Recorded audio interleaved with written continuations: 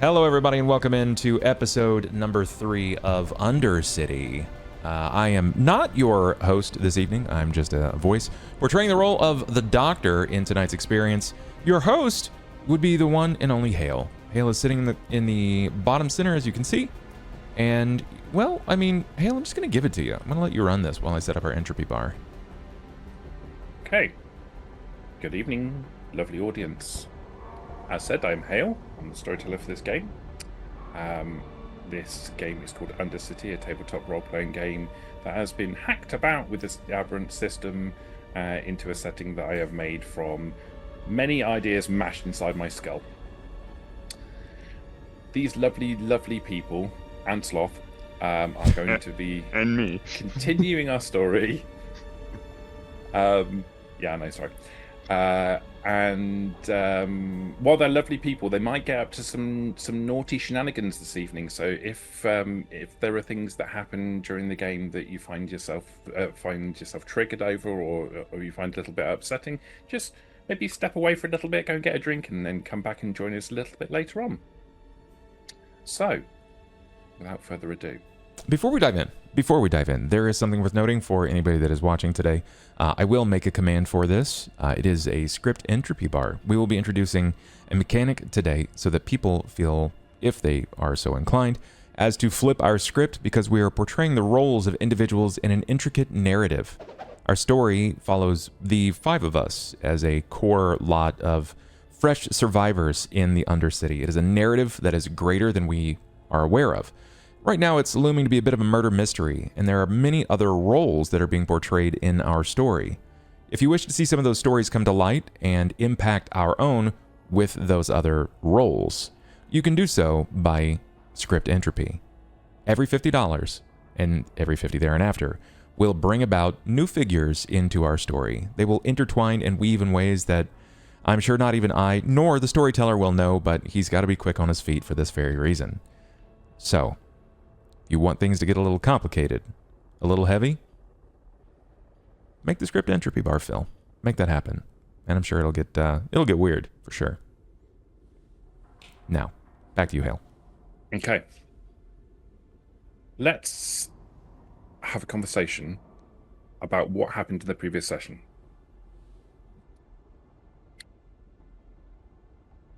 Let's start with Voodoo. Oh, naturally, no. Let's not start with Voodoo. Let's start with the detective. Yeah. Tell me what happened right at the start of the session. Quote unquote homeless person grabbed my arm saying that the antiquarian wanted to talk with me. So we headed to the antiquarian shop, also known as my shop, because I rent a room out at the back, where we met the voice, also my girlfriend. Complicated. And then she talked to me about one of her backup singers going missing. Mm-hmm. Do you remember the name of the backup singer? Just give me a moment.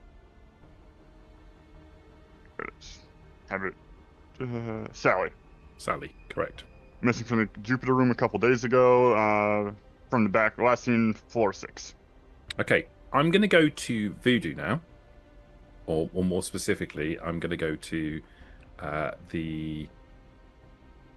I was going to say concierge, but it's not the concierge, is it? Courtesan. Courtesan, thank you. I'm going to go to the courtesan now, and I'm going to ask you. That description is a very factual description of the details of what happened, but what do you remember about that encounter that might be slightly different? Ooh, girl, it was juicy. So the voice was interesting because it seems like she has a love-hate relationship with the detective. He is playing the field, and that is being very conservative.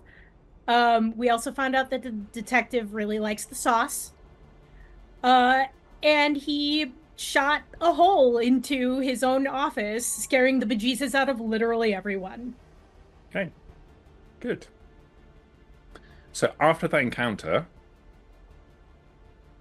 the Doctor, why don't you tell us what happened with you? Oh, Well, I tried to run from everyone, and I was unsuccessful, as they were able to stay on top of me, despite me knowing exactly where I had to go. In fact, a few of them even beat me to my location, which was the surgery. I believe, and I quote, said, no, fuck off, and ran inside. I was met by two individuals, both women, one of which was referred to as the widow. Yes, the widow. And the other is the secretary. I cannot remember her name right this moment. I had notes. Where are my notes? Sandy. Sandy, that's right. Sandy, the secretary. I'm going to write that down so I can make new notes. And I asked why was the widow so upset with me, because I thought she was going to lean in and kiss me, which is what I had just seen. Apparently I killed her husband. Willingly, happily even, and that I had been missing for a few days. There was an individual seeking me out for not necessarily entertainment, but company, something relevant and important. It was the cousin. Going to see the cousin. So I needed to see to him immediately, of which, as is typical with people in his position, the cousin was very unhappy that I was still clothed. He needed me naked. The Turk. The Turk, cousin. forgive me. The Turk. Forgive me. The Turk. The Turk. I'm messing up the narrative here, man. I'm mixing it up with previous runs. The Turk. Yeah, sorry, the Turk. He wanted me in a towel. But I had to explain things. I tried so carefully to explain things, of which I informed him that the king was murdered.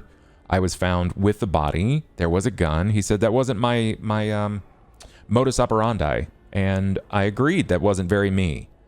But he said that things are getting juicy. I owe him a debt. He wants me to dispatch and remove a lady of the night who failed to pay a debt.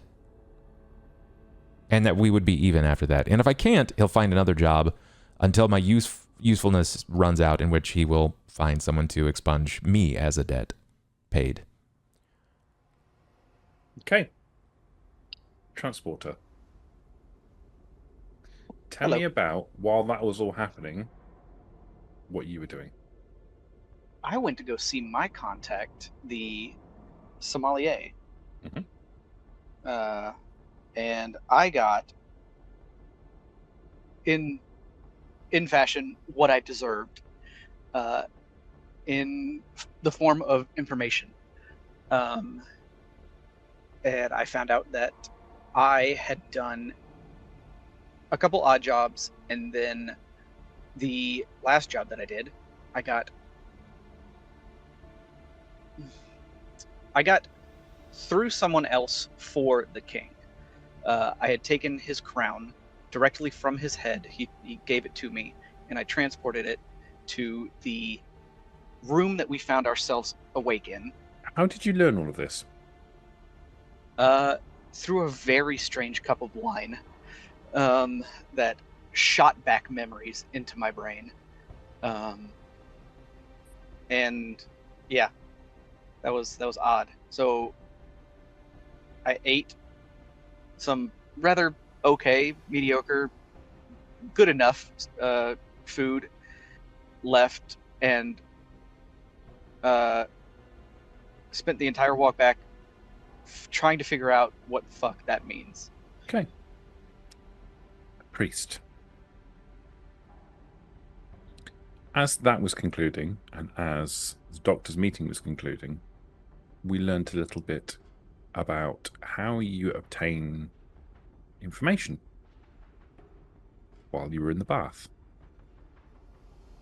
And to be fair, it was both you and the Courtesan was trying. courtesan. Why can't I remember that name? What happened, and what did you learn? While we were in the bath, the priest just basically skulked into the background of people who seem to be from the higher levels, the more upper crust of Undercity. And I checking notes. That's right. I didn't get specifics on the secrets, but I have learned that apparently I keep a secrets counter, and You I've do. already collected 2 so far. Secrets are a currency in Undercity of a sort. And you made the discovery that obtaining them means that you get to keep them, which implies you can also exchange them or spend them. Hell, does my character also feel like the same, like kind of like how like we go from place to place and how it just blurs? Do the secrets blur in his mind? Like in his mind, he just registers them as secret counter at 2. 100%. You're cognizantly aware of the fact that you listened to a conversation and that you gained some information, but what that information is nebulous inside your brain. What you're aware of is the fact that you learned a secret, and that secret is a thing. That's a thing that exists inside your brain, and it's something that you can use. You just need to learn how to use it. Interesting. Okay. Now, the courtesan also learned a secret, if memory serves me correctly.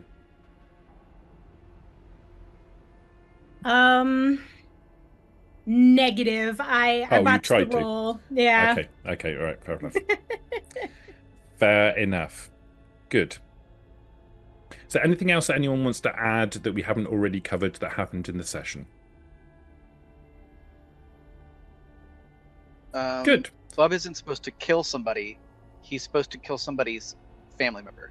Or close friend or someone. Correct. Right? Isn't that? That is somebody, correct. somebody owes the Turk, and in order to try and compel them to pay up, you're supposed to eliminate one of their family members that they currently have held. Yeah, it checks out. Yeah. Okay. We've also started to see some of the supernatural side of the players, not just the NPCs as well. We did. Some Yeah. people started to use some of their abilities. Who used their abilities?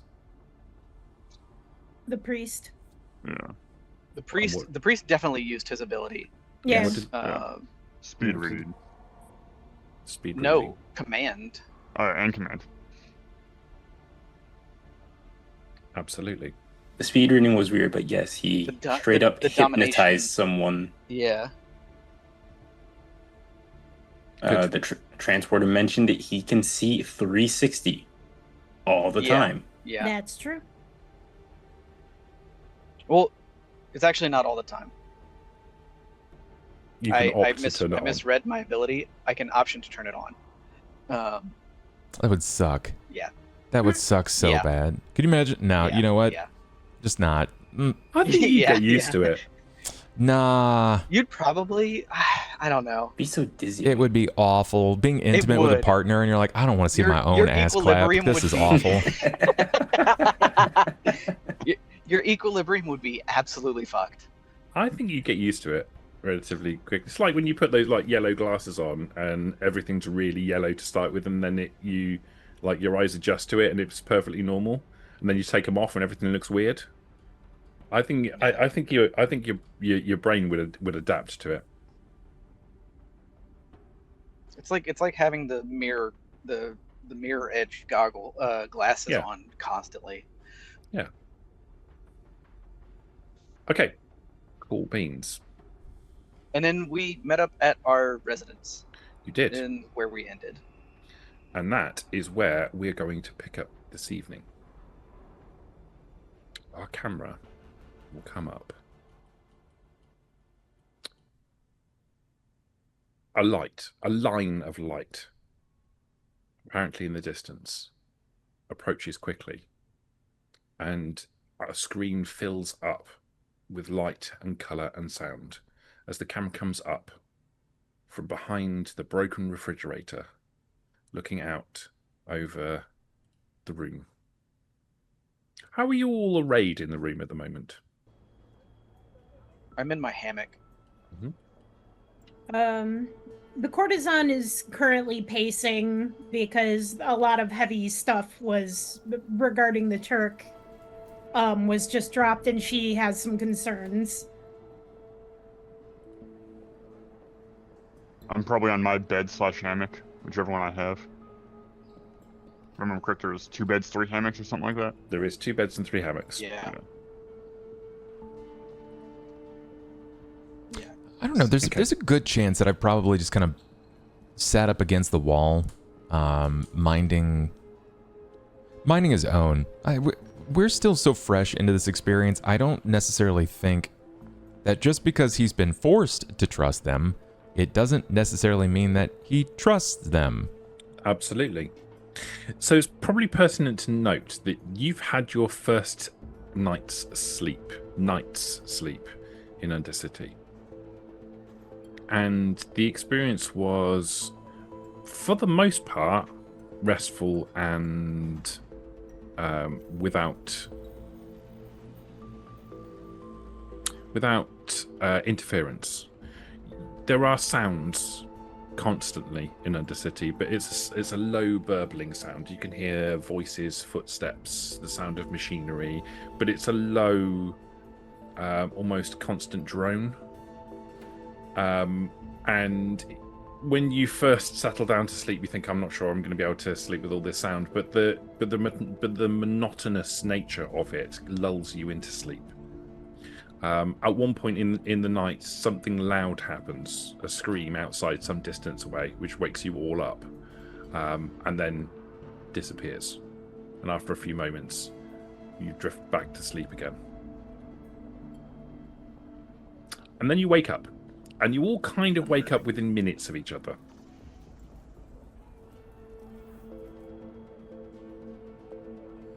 And this has happened within the last sort of 10 minutes or so. You've all woken up. You've either climbed off of your beds or not, and have arrayed yourself around the room, preparing for what you're supposed to do today.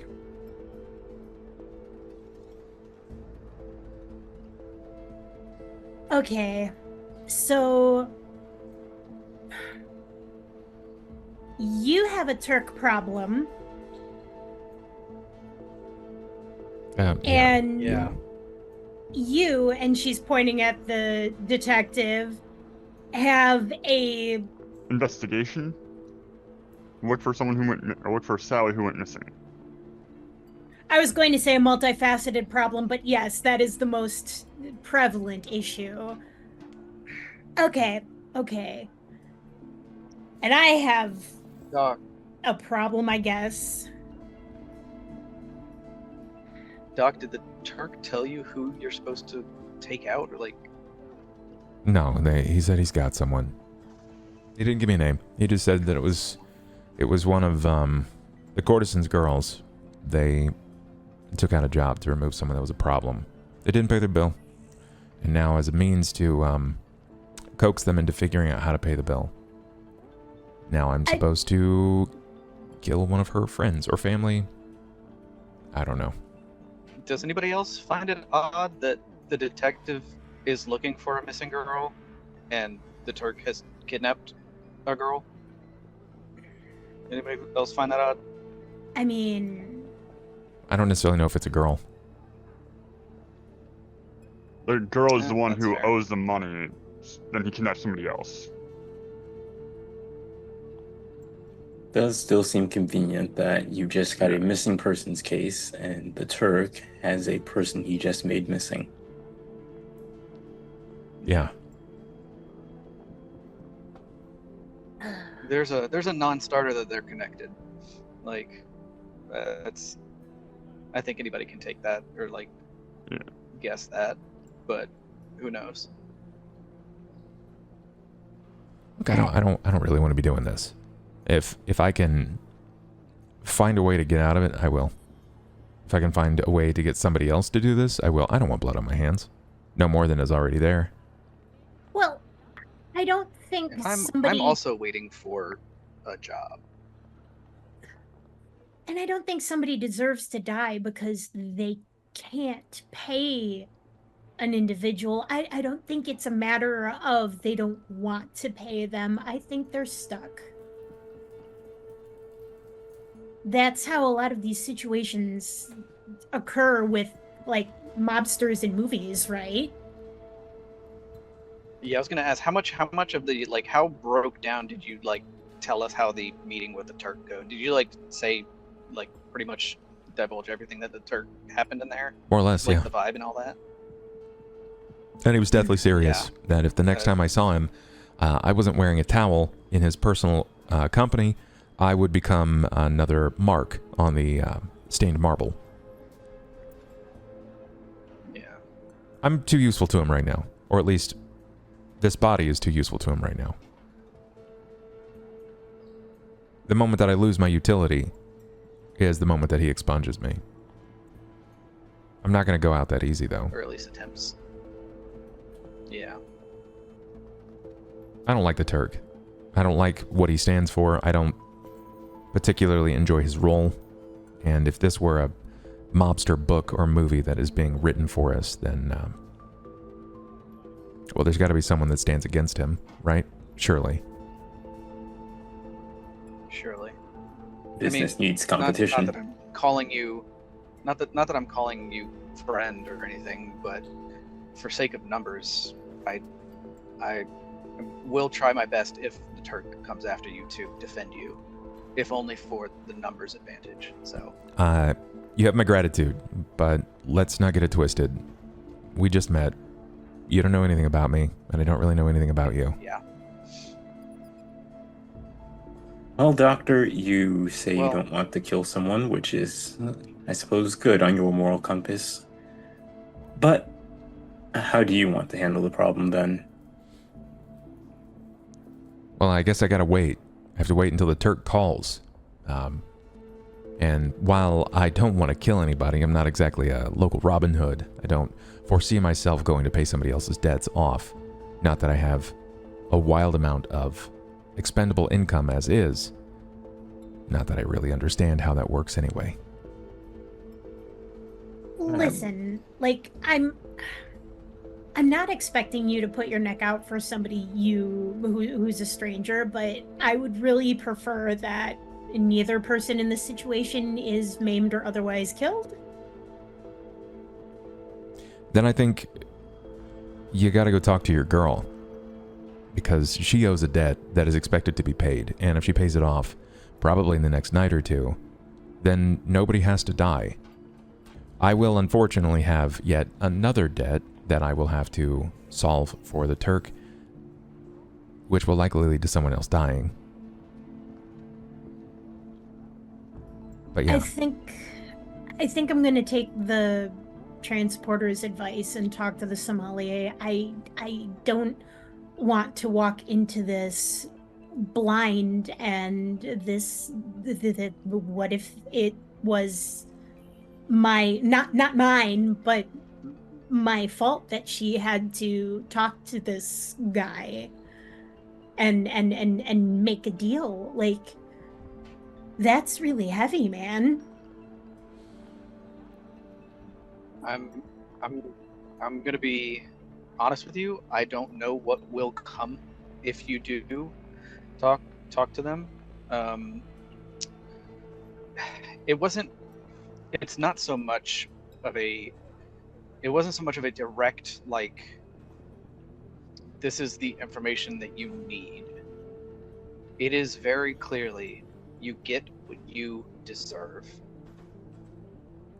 And if it's not something that, I don't know if it's the sommelier exactly or the city says that you deserve, you might get something completely different. I cannot tell you what type of information or feelings or anything you get. So. Okay. Then... And I don't even know if you have, if the sommelier will give you anything. I don't know if it's a relationship-based interaction or not. So. You know that the restaurant operates like that across the board. That is kind of the Okay. point of the location.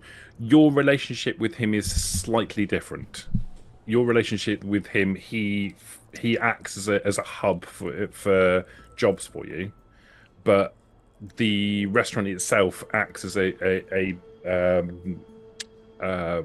as a place for people to access memories like that. Okay. Gotcha. Look, maybe we go then. If it's everything you're So- saying that it is, maybe we find our way there. I think it might be beneficial to all I of don't us. think it would be a bad idea for everybody. Yeah. Yeah. I have learned one last thing.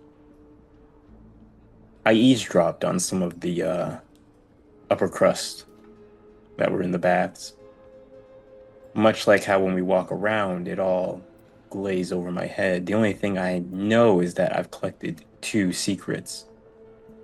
Something in me tells me they're like currency.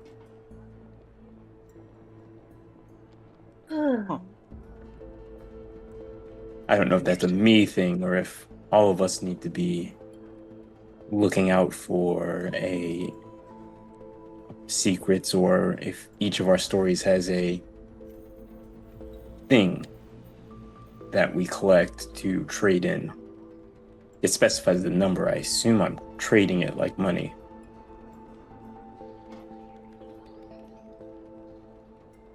It's kind of weird. This feels like high school all over again, but like a more extreme, violent version of it. You know, we were told that we were somebody else once before, but when they died, we took their spot. The king died, right? And if it's necessary, the king will come back. It's like prom king. One king goes down, another king will be elect. The nurse dies, another nurse will fill the spot. If the doctor dies, another doctor will fill the spot. Just stepping into a narrative that belongs to someone else. And we're trading in secrets, right? I remember in the halls of high school watching someone tell a secret to another person that started a fight, but they were so grateful that they learned that secret. It is like currency. It feels like an extreme version of high school all over again. Okay, hear me out then. So, if this is like high school and secrets can be currency, what if the secret's fabricated, like a rumor? Yeah. We don't necessarily have to completely fabricate it, though. We're inevitably dipping our toes into some things that's bigger than us, right? We can all agree that? Yep. Yes. Okay. So, Yeah. something that we all know that nobody else really knows, with an exception at this point to the Turk, is that the king died, and nobody knows who yet. The Turk knows, because I told him, that I woke up next to the body, but he doesn't know that any of you woke up next to the body. We can Okay, spin so this. We Turk can knows use that. this. Assumes it was just you.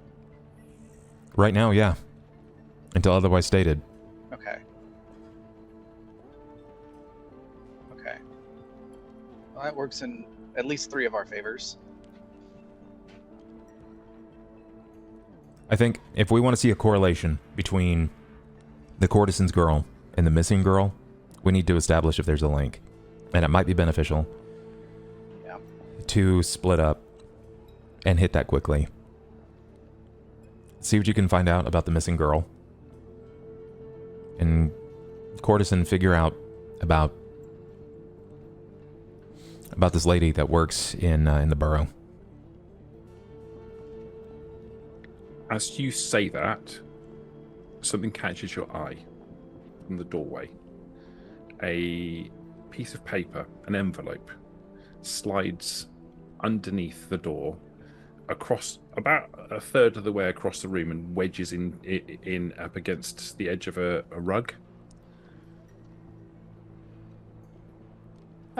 Since the courtesan has already been up and I'll pacing, jump down. she'll grab it. It is an old envelope. You can see that there was an address that was once written on this, and the paper's got wet, and the address it has faded away. You can basically make out the shape of letters, but not what the address actually says. Written over the top of it, in dark ink, is the words "To the priest." Oh. Oh, my guy, my dude, here. This is for you, man. Yeah, I figured. I'll jump off my hammock and go over and grab the letter. That said to the priest. Yeah. Oh, to the priest. Jesus. My brain. Oh. Interesting. I was just thinking this whole secrets thing, I might want to go talk to my contact and see if that's where I bring them.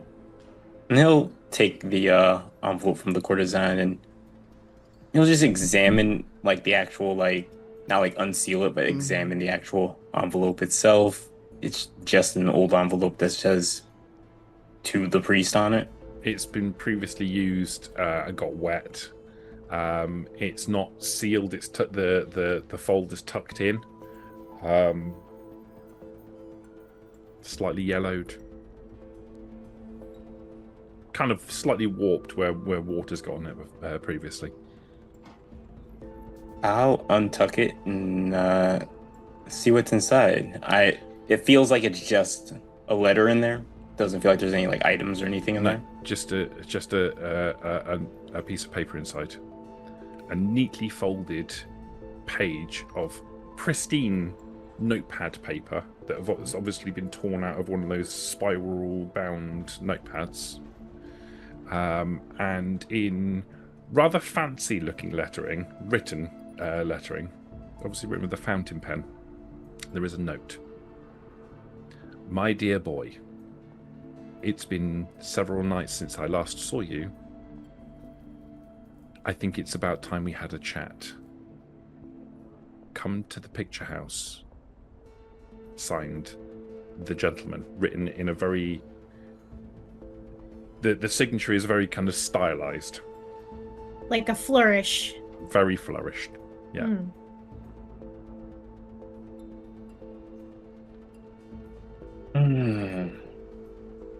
Well, it seems you have a direction now. Yes. Well, good for him. I was already planning to go in that direction. I was thinking about seeing this sommelier of yours, but we should probably keep up appearances. To maybe go there first, just to have maybe some prior insight before you do see the gentleman. It shouldn't take that long to go to the sommelier first.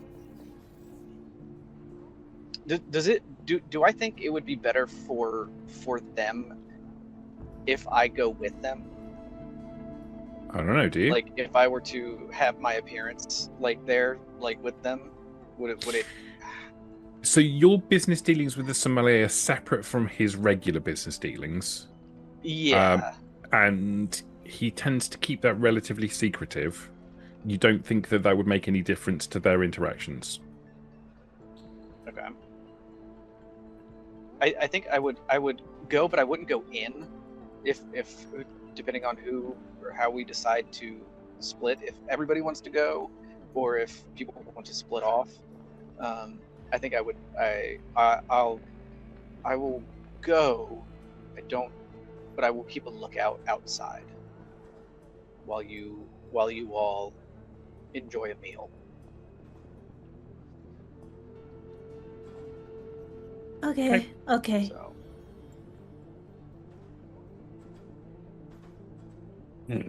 So what's your plan, guys? I think we all go. 45 minutes tops. So. Yeah, I think we all go to the sommeliers and the restaurant, get the memory drinks, and then split off from there. Okay. I feel like that's the best plan of action. Okay. You can try. Yeah. You all want a refreshing glass of wine. You opened the door to your apartment, room 23. As you open the door, a couple of people walk past, and the camera sort of sits outside looking at the door, seeing you approaching, getting ready to leave as a couple walks past the camera. And as they walk past, the scene changes to you standing or walking up towards the restaurant itself. You can see it. It's exactly as I described it to Sloth previously. You're looking at a glass-fronted, slightly run down but well lit and well populated Italian restaurant. There's no signage.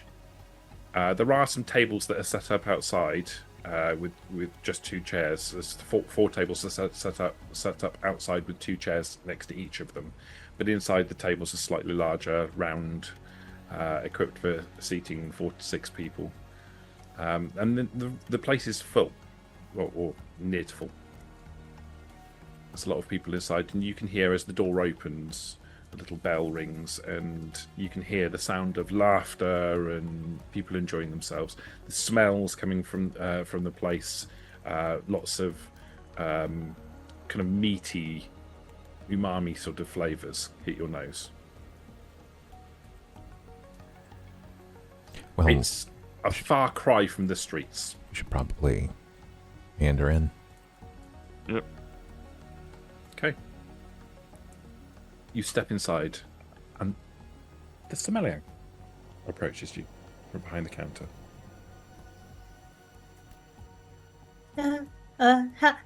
Hello. Hi. I'm here. Courtesan, Hi. I haven't seen you here for some time. Please, 5, is it? Please. This way. He steps over to a table and pulls out a chair for the courtesan. Thank you. She very gingerly sits. It is apparent that she's nervous about everything that's happening around her right now. I'll sit as well. I'll take a seat. I'll sit fetch down. some menus. Thank you. Thank you. No, I figured an extra seat just in case the transporter comes in and we have to have a discussion. You know. Okay. What does the transporter do? Is he waiting outside?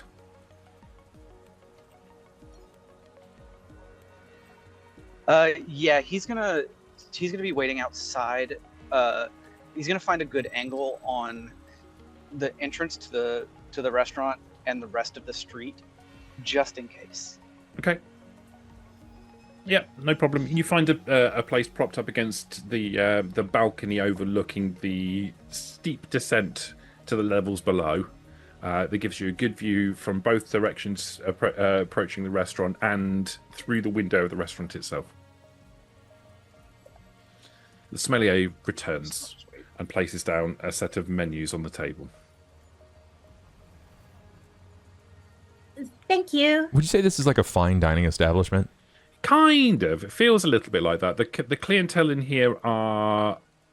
The attire in here is weird in that you get some people who are obviously from the streets who are wearing relatively raggedy clothing, and some people that are wearing more fine clothing, all sitting amongst one another. The groups seem to be meshed together, so like the finely dressed people are sitting with the finely dressed people, and but there's a lot of different people in here, and while it has that kind of feel of more of a fine dine restaurant than anything else,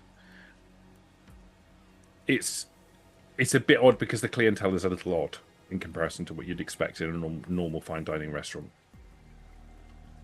Okay. I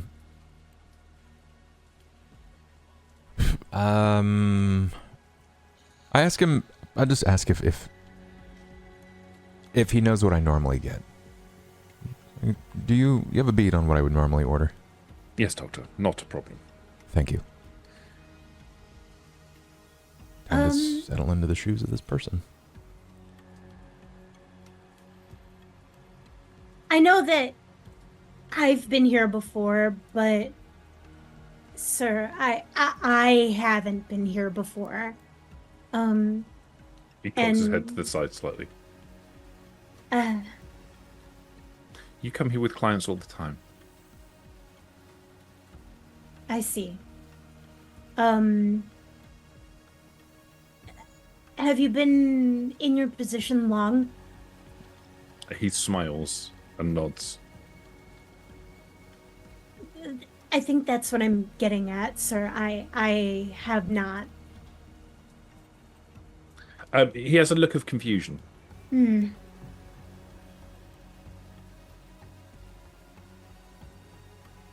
The people who play these roles change, correct?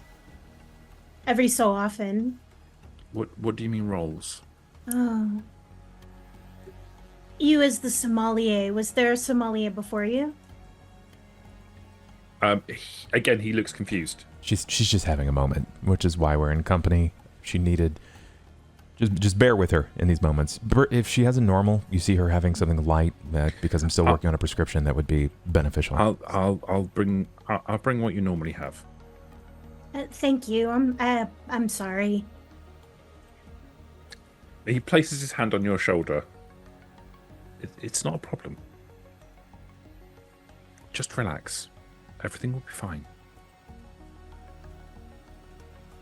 And I think for the first time she smiles, and it's an actual warm smile. She finds comfort in him saying everything will be fine. He steps away. You guys probably notice that you're getting a lot of attention from the other tables. I'll lean in to the courtesan. Remember what the concierge says. Not everybody remembers that they're portraying a role. In fact, most of them don't even think about it. They've been in it so long. And they don't know that they're portraying a role. And we don't know who knows and who doesn't know. That's right. The antiquarian knows, and the concierge knows. Concierge knows. And that's all we know. Us. You know the urchin knows as well. Yeah, and the urchin. The kid. Oh, okay, I'm sorry. It's all right. Look, we're just trying to get our bearings about this too. Like he said, it'll be fine. We're all learning. I'm gonna glance around the room to see like if there's anyone of any kind of notoriety, of upper dress, right? Someone that appears they may be from the upper crust. So you look around the room, you don't recognize anybody. Okay. To start with, so you don't recognize any roles in this place. Like, you guys and the concierge are the only people who operate a role. You do see some people who are more finely dressed, who obviously come from the upper levels. They glance over in your direction, and when you look over in their direction, one of them kind of catches your eye and nods respectfully at you. You notice that some of the other tables where people obviously live on the lower levels, they're less refined about how they're trying to interact with you. Sure. Some of them are quite excited about the fact that the doctor is sitting on the table over there. Okay. Like, it's like a celebrity is sitting in the room with them. If they appear to be like glancing over specifically in the direction of the courtesan, for those that are being a bit more rambunctious about it, avert your gaze. She's not feeling well, and it's not polite to stare. I mean, they deliberately turn away, but you still see them every so That's often, fine. kind of looking over. It's like you're a table of celebrities sitting in a restaurant, and people are clocking you, and it is the topic of conversation across the restaurant. There's 4 named people here versus unnamed every other table. The courtesan is trying to hide behind her menu very deliberately. It's apparent she feels uncomfortable that people are staring. And she says the parallel she gleans from this as it's like everybody else is an NPC. It's weird. I don't know if I like it. Yeah, it's Priest, weird. you have no idea what NPC stands for. More code. Does he have a look on his face when that's said? Is it just confused, or is it just stoic, straight face? You probably see like a raised eyebrow, like he's confused, but it's a confusion of he's interested. He sees something that he's like noted. You can see like the visible like gears turning when he hears that. If that's something that I would like catch the beat of, Hale, I'd probably like see just catch that and be like, NPC it's an abbreviation. It stands for non-player character. More often than not, they're non-essential in the role or the narrative that's happening. Think like any book that you've read where there is the one-off individual John who plays no part other than he's just filling his gas in his car. Well, then it's a very fitting thing based off what we know. That's exactly what they are. Some of them, yeah. I mean, I guess. But some of these people are still tangential to our story. Like my secretary, she's not the secretary, her name is Sandy. That's important to my story. And I'm imagining that each of you have someone just like that in your story, that they're an actual named person. I mean, mine's the voice. Yeah, for now. And the antiquarian. Again. And all the other people I don't know their names of. But we serve the greater populace. So many girlfriends, bro. Every one of these people are our customers to a degree. You're the priest, you have things that you preach to them. You're the detective, they bring you issues and crimes and things that you have to solve. You're the courtesan, you help them lull away their blues and make their nights easier to still the depression. And I'm the doctor. I am the cure-all, the panacea to what ails them.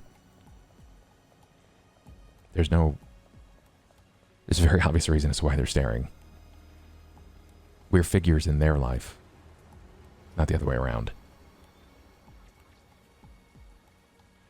The sommelier returns to your table. I am happy to report the kitchen is in full operation and sorting out your meals. Now, let's talk about drinks. Detective, will it be the usual? The usual and a refreshing wine, please. Mixing darks and lights again, detective. Perfect. It's your headache. Everybody else? One's for later. Something lighter. Something that's going to keep me astride my senses, please. I have just the thing. Thank you. The courtesan kind of makes a face as though she is like, I've never had wine. I don't know what wine I like. But do we realize that tries... she's young? Did she say that she was young? She's 22 and she seems like she's extremely sheltered. Lots of brain rot and video games floating around in her mind. While she's floundering, the priest will speak up and go, "Any recommendations for today?" Tell me how you feel. I feel like I have a busy day ahead of me. Nothing in particular yet. Everything has yet to happen. What would you recommend for moving into everything? Delightfully vague. I'm sure I have something in my stock that will suit. Thank you. Would you like a recommendation as well? Oh, courtesan, don't worry. I already have picked something out for you. Thank you. That's really kind. He smiles warmly at you, and he makes a note on in a little notebook and walks off towards the back. All right, interesting. Okay. All right. So it's very clear for a variety of reasons, that we come from different times, places, and locations in the world. What was the current year where you lived? 2025. Path of Exile 2 just came out, and I mean, it's pretty tits. All right. It's 2010 for me. Oh, that's not that long ago. No.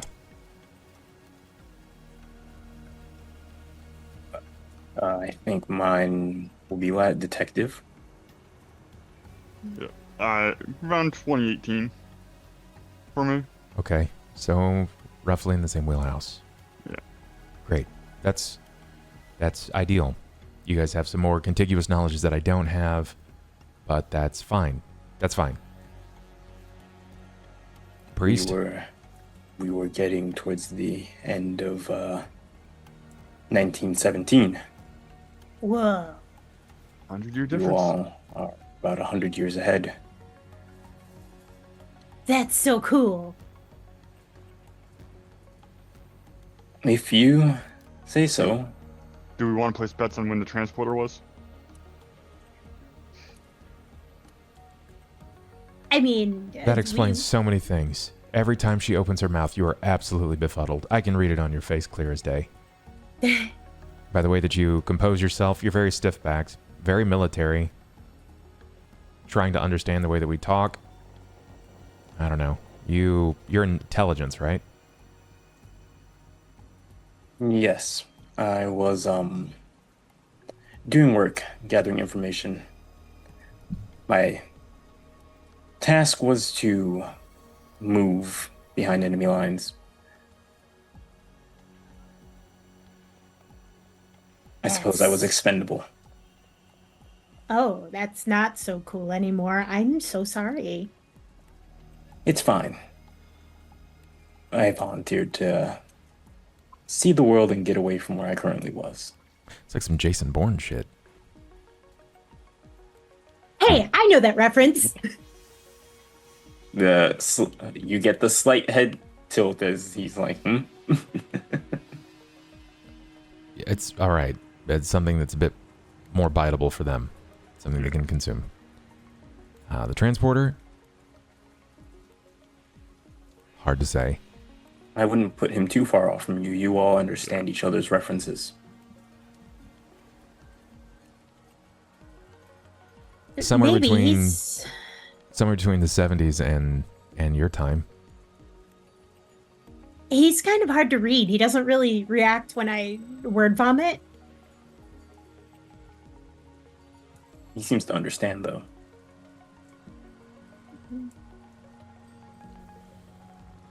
Okay. Well, what are we expecting to have happen with this wine?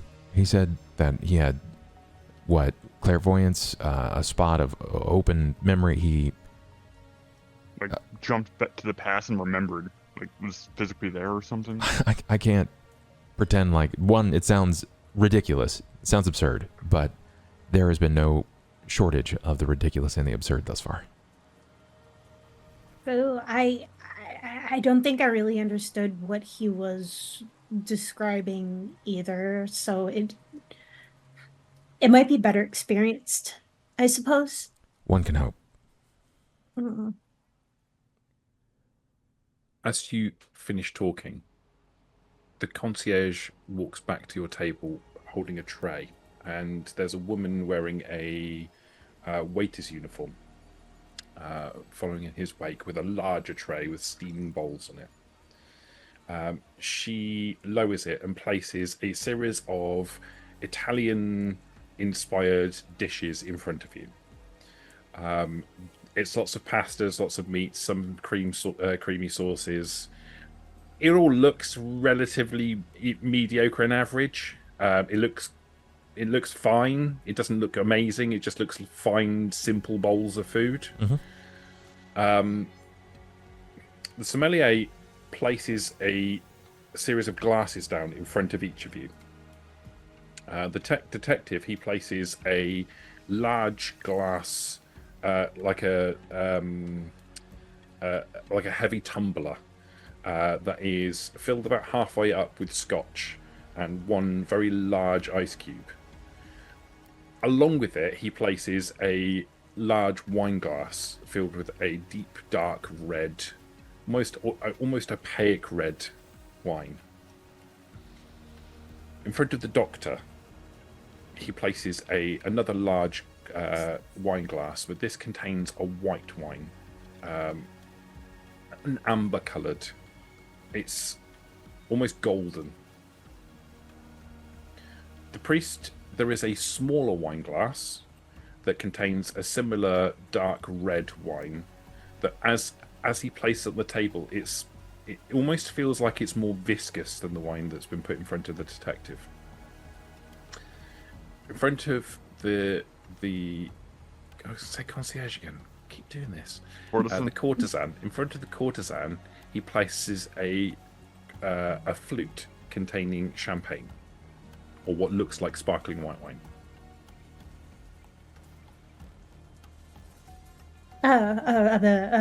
Thank you. And she looks at it. I think she's surprised that she got champagne or something that basically looks to her like soda. Mm-hmm. Does he step away? Once he's distributed the glasses, he pauses for a brief second to see if there's any comment, and then he backs away. Okay. Well, it's best consumed with a meal, so I will not hesitate. I dive right in. I'll start eating as well. Okay, the food is decidedly average. It's consumable. It's fine. Like, the best that you can say about it is it's fine. It's warm. It's warm.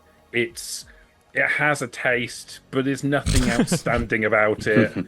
It's not unpleasant, but it's also not the best meal you've ever had in your life. This is basically just matter. Yeah. This isn't the point of coming to this restaurant. It's the vehicle. This is the excuse for sitting in this restaurant. Sure.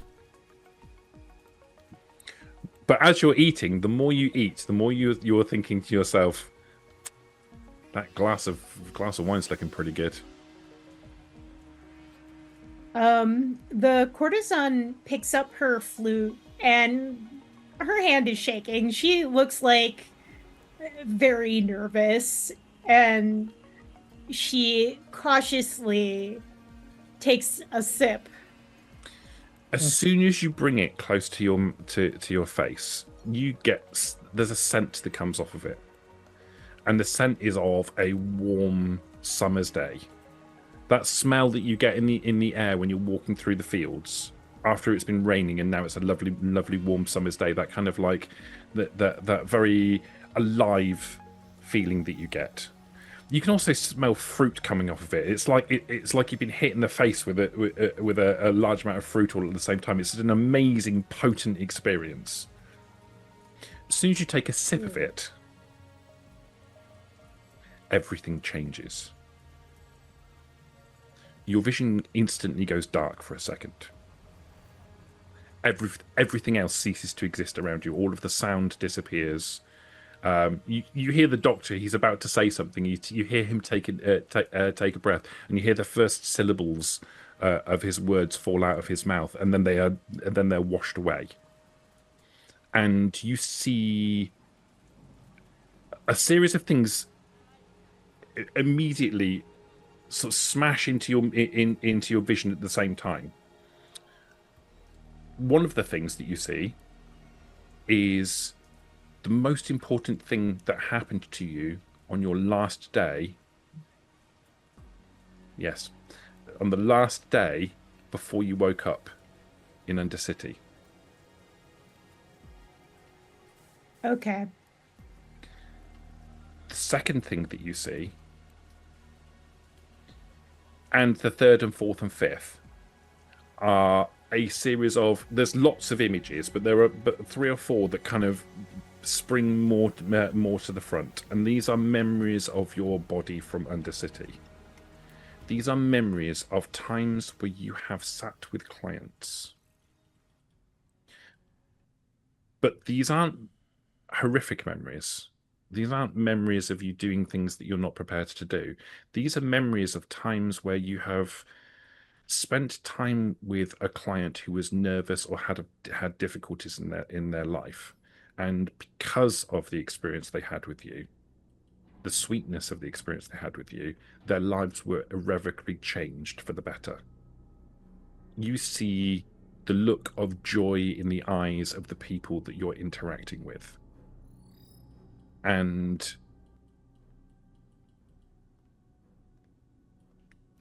this is normal. This is the point. What you're seeing is the point of who you are. You see a number of images of ladies and gentlemen who work in the kind of industries that the courtesan oversees, who come to you with a problem and you resolve it. You talk to somebody else and that problem goes away, and you see the happiness on their faces when they realize that the problem, the insurmountable problem they couldn't get out of, has been resolved because of you. Your role is to make people happy.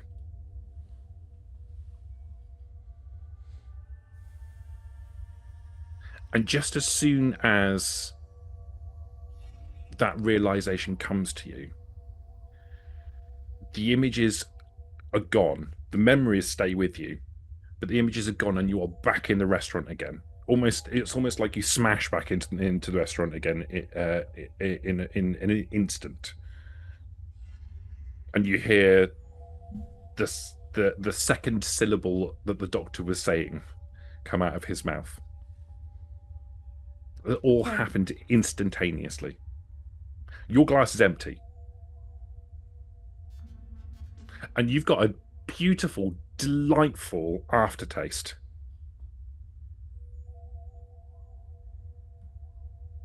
Doctor, what were you saying?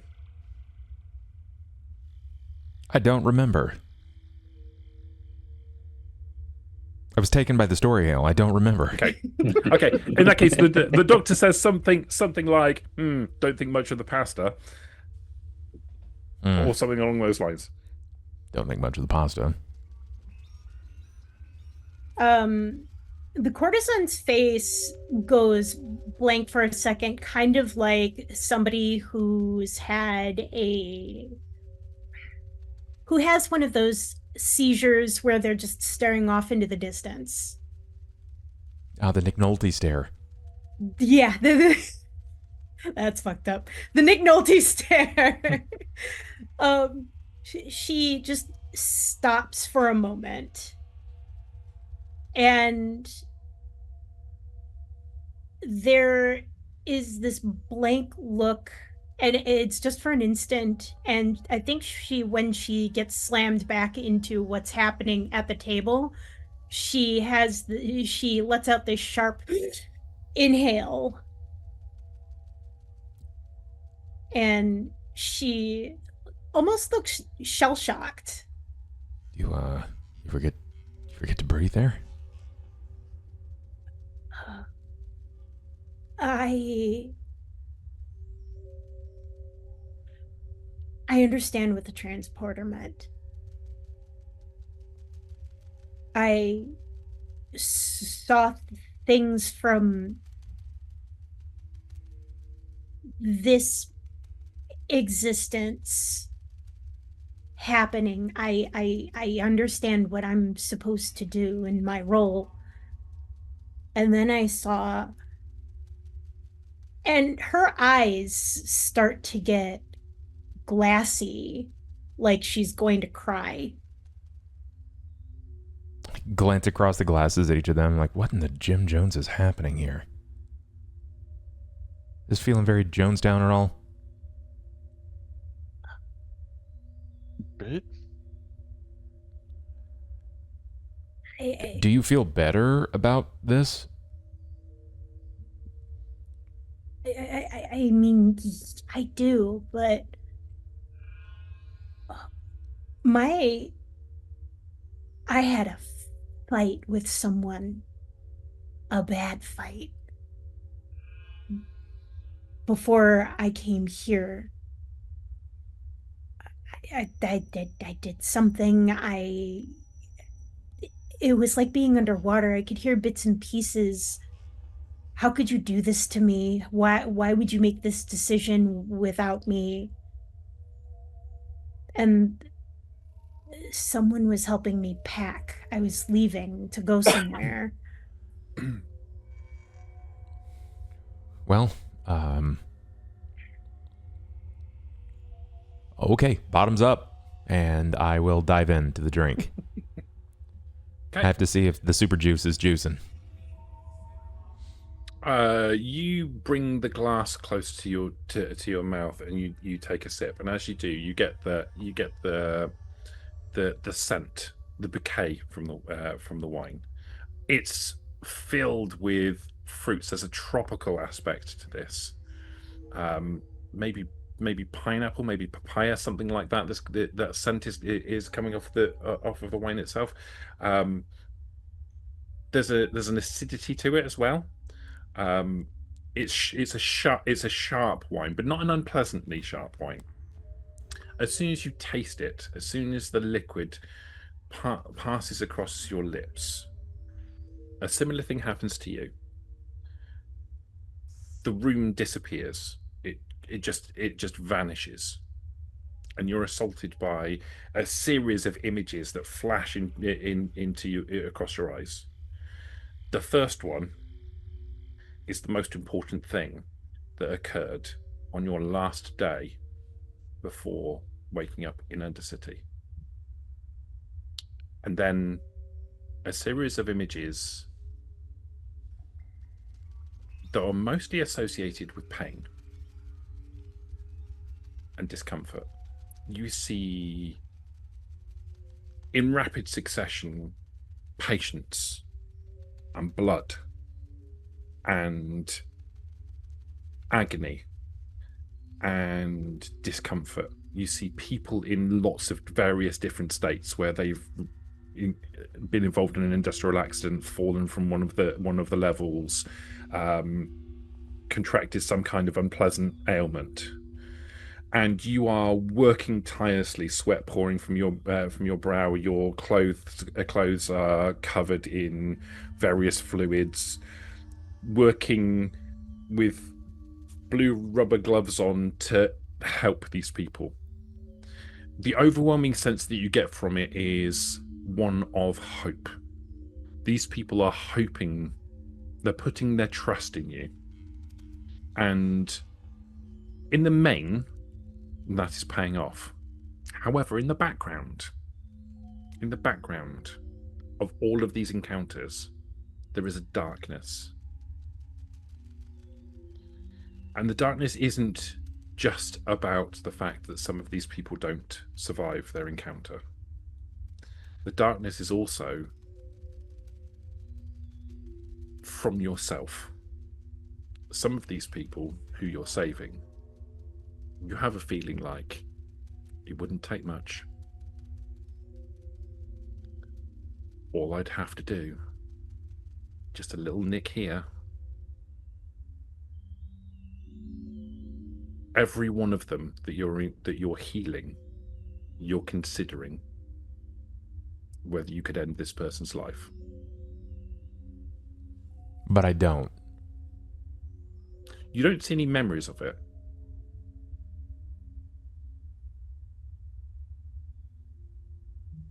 But do I get a general sense of why I'm not doing it? No. No, Okay. you just have this kind of nagging feeling in the back of your skull in each of these occurrences, whereby you're doing things to help these people, but you know that you're calculating in your mind what you would need to do in order to end this person's life, and the power of ending that life is in your hands. That's the lure of it. Great. You made me a psychopath, Hale. Don't smile. Don't you smile at that. Don't let the intrusive thoughts win. and then you Shit. crash back into Too the late. restaurant again. It's almost like a car hitting into a brick wall as you bang back into reality again, and you're holding your glass and it is empty. Whether you intended on taking a sip or not, you've downed it. But something happened. Something changed. I killed the widow's husband. Something happened that made me act upon that impulse.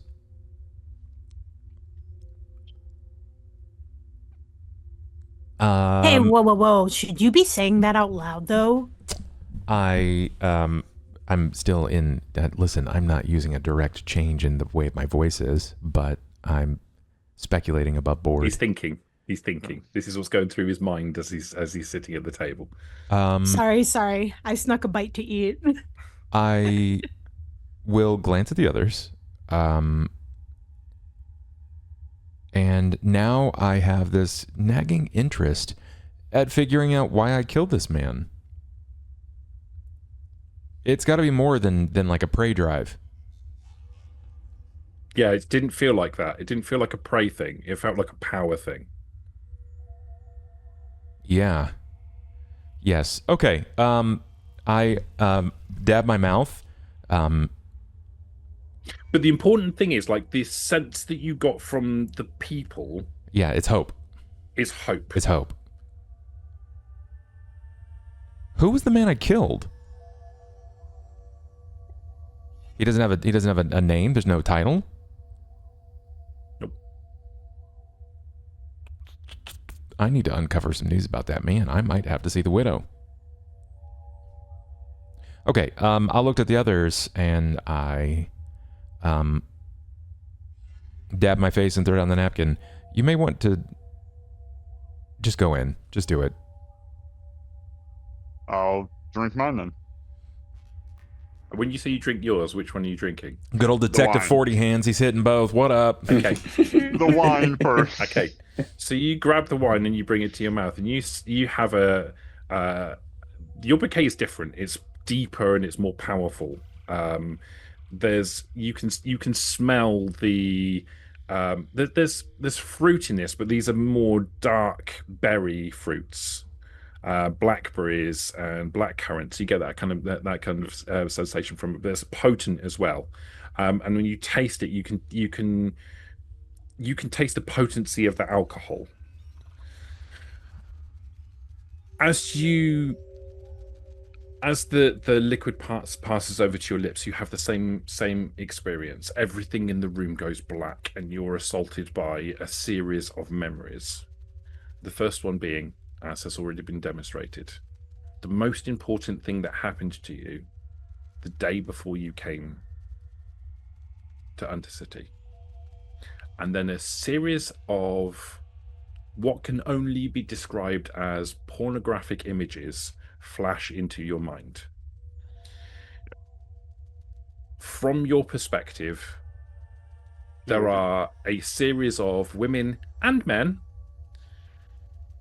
who you are engaging in, obviously, some level of sexual activity with, over and over and over again. Some of these people are your customers. Some of these people have come to you for help, and this is how you've taken your payment.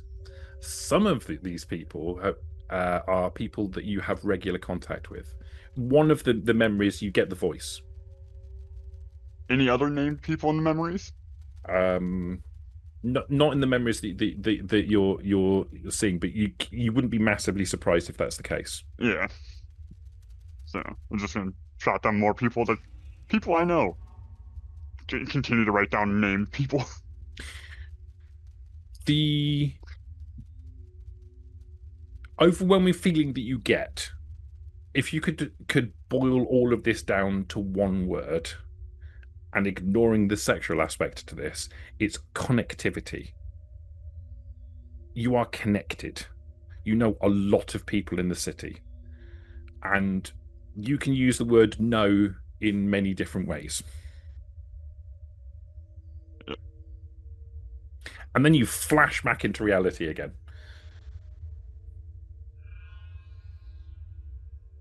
Okay, yeah. I know what I've been doing, but we already all knew that. I may have to take a run. I think I may do more business than you, Cortison. I Wait a may be minute. stealing your clients. Okay, first of all, rude. Secondly, you know what? Never mind. I don't want to know.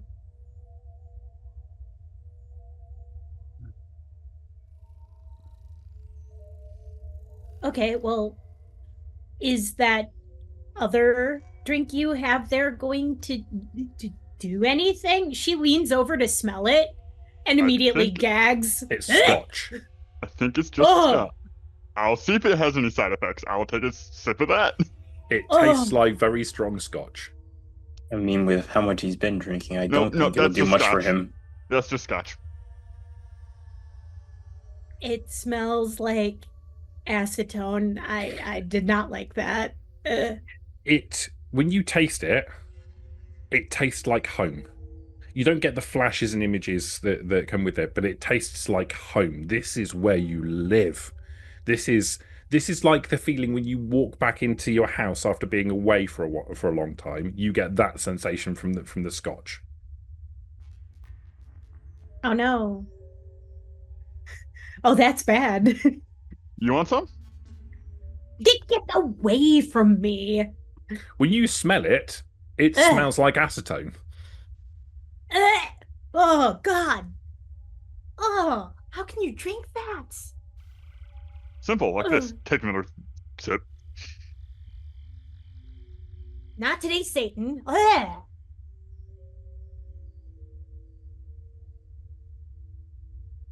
She just hides behind her menu, like absolutely grossed out.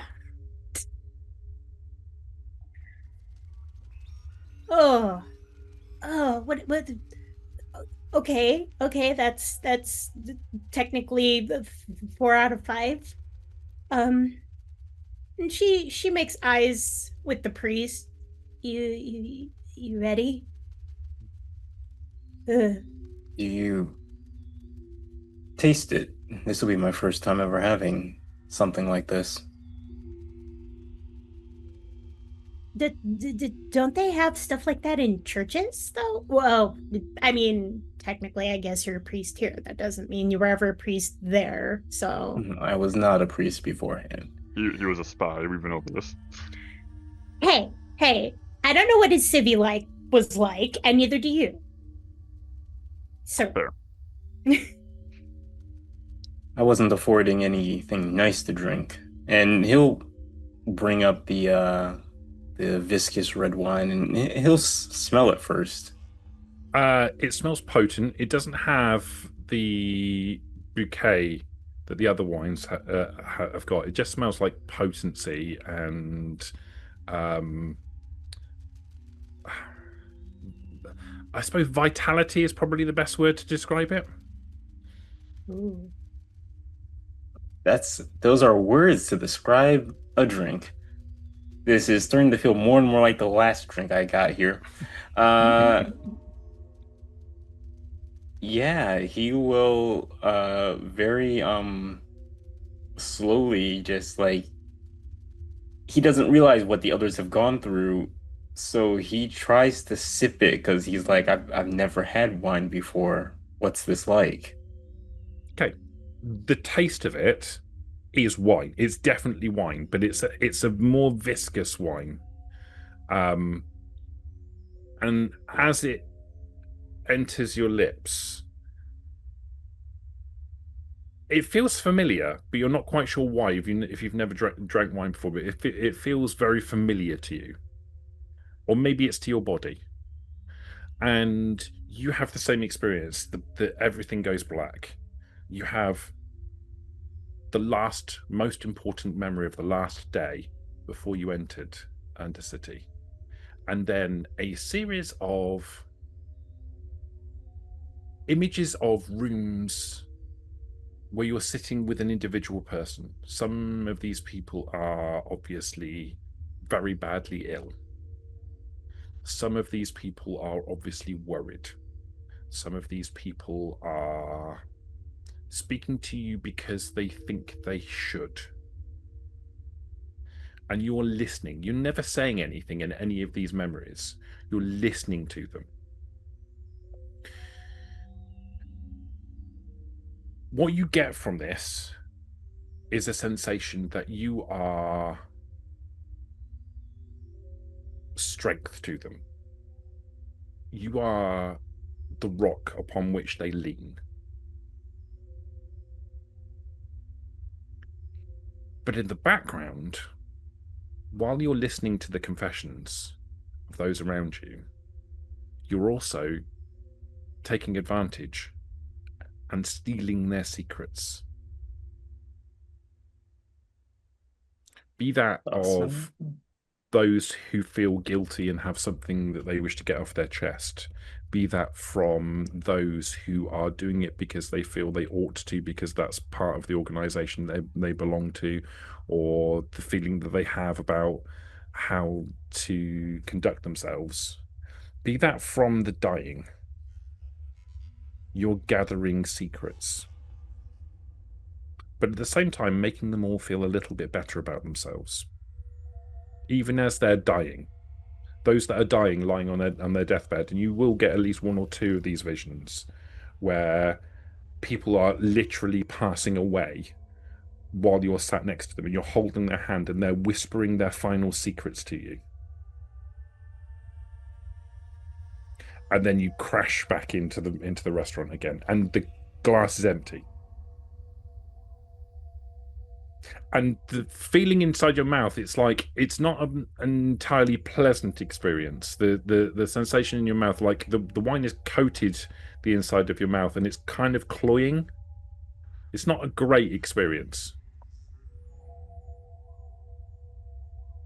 It has almost a utilitarian feel to it. Like this isn't a drink for pleasure. This is a drink because there's a purpose behind it.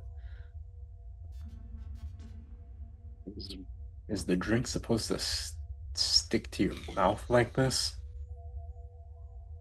Ugh, yours was sticky? Heavy. Viscous? I don't like any of those words. No? How is it viscous? Honey is viscous.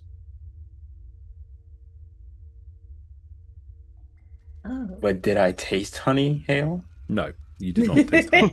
Okay. I'm just saying, then- like, viscous isn't necessarily a bad thing. But for wine, For a wine, viscous isn't really the best word to describe, yeah. A wine. It's definitely wine. It's definitely what you can taste the potency of the alcohol behind it, and it's definitely wine. It's not what you think it is, but it has a kind of cloying. It's almost like it's concentrated.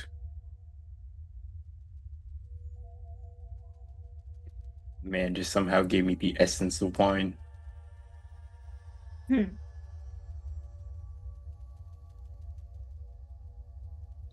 All right. Do you say anything when you come back to yourself?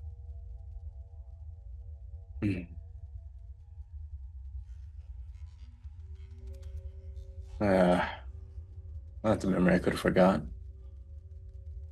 least it's quieter in Undercity.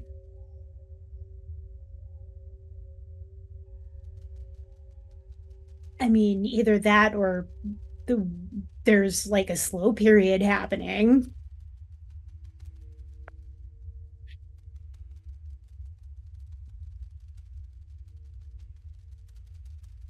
Oh, I don't this think was it'll get weird. louder.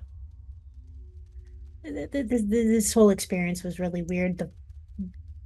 Whatever wine soda thing that I had was really good. So I guess that's a plus. The sommelier returns to the table with a large jug of water and several glasses. She places them in front of you. Everything to your satisfaction. Yep. Yes. Thank you. I think this was just what we needed. No, it's what you deserved. Thank you.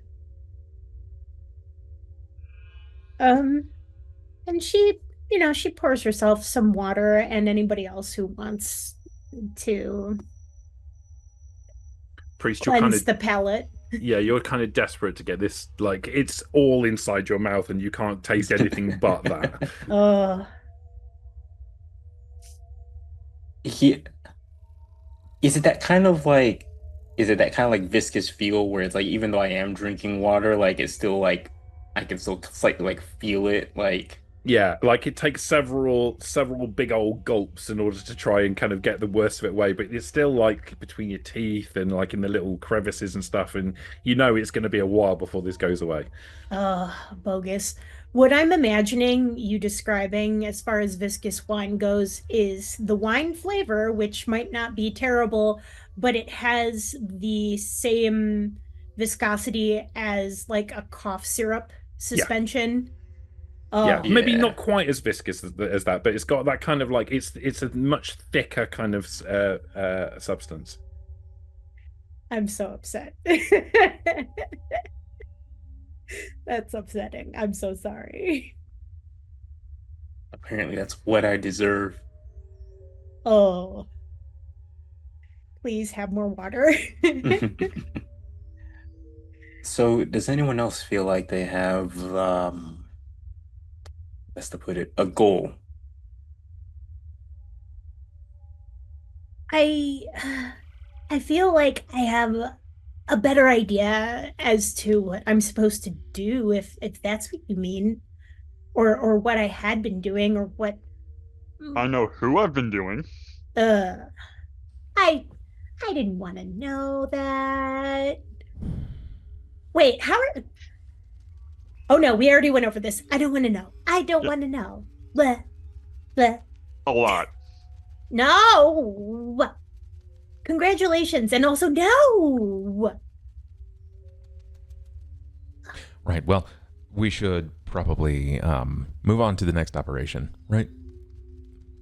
Uh, yeah, I mean, I should probably find this contact and talk to her.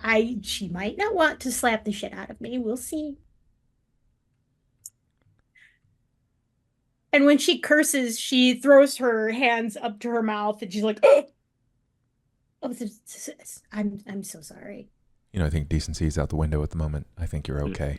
Yeah. Especially in I've current heard worse. company.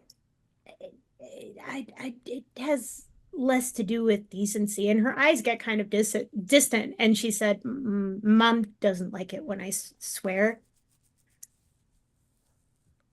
Yeah, And she Mom's not looks here. She looks surprised that she said that. There's a moment of confusion. You're right. Let's go. Well, my compliments to the chef and to the sommelier. I gather my things, and I'm going to head to the surgery.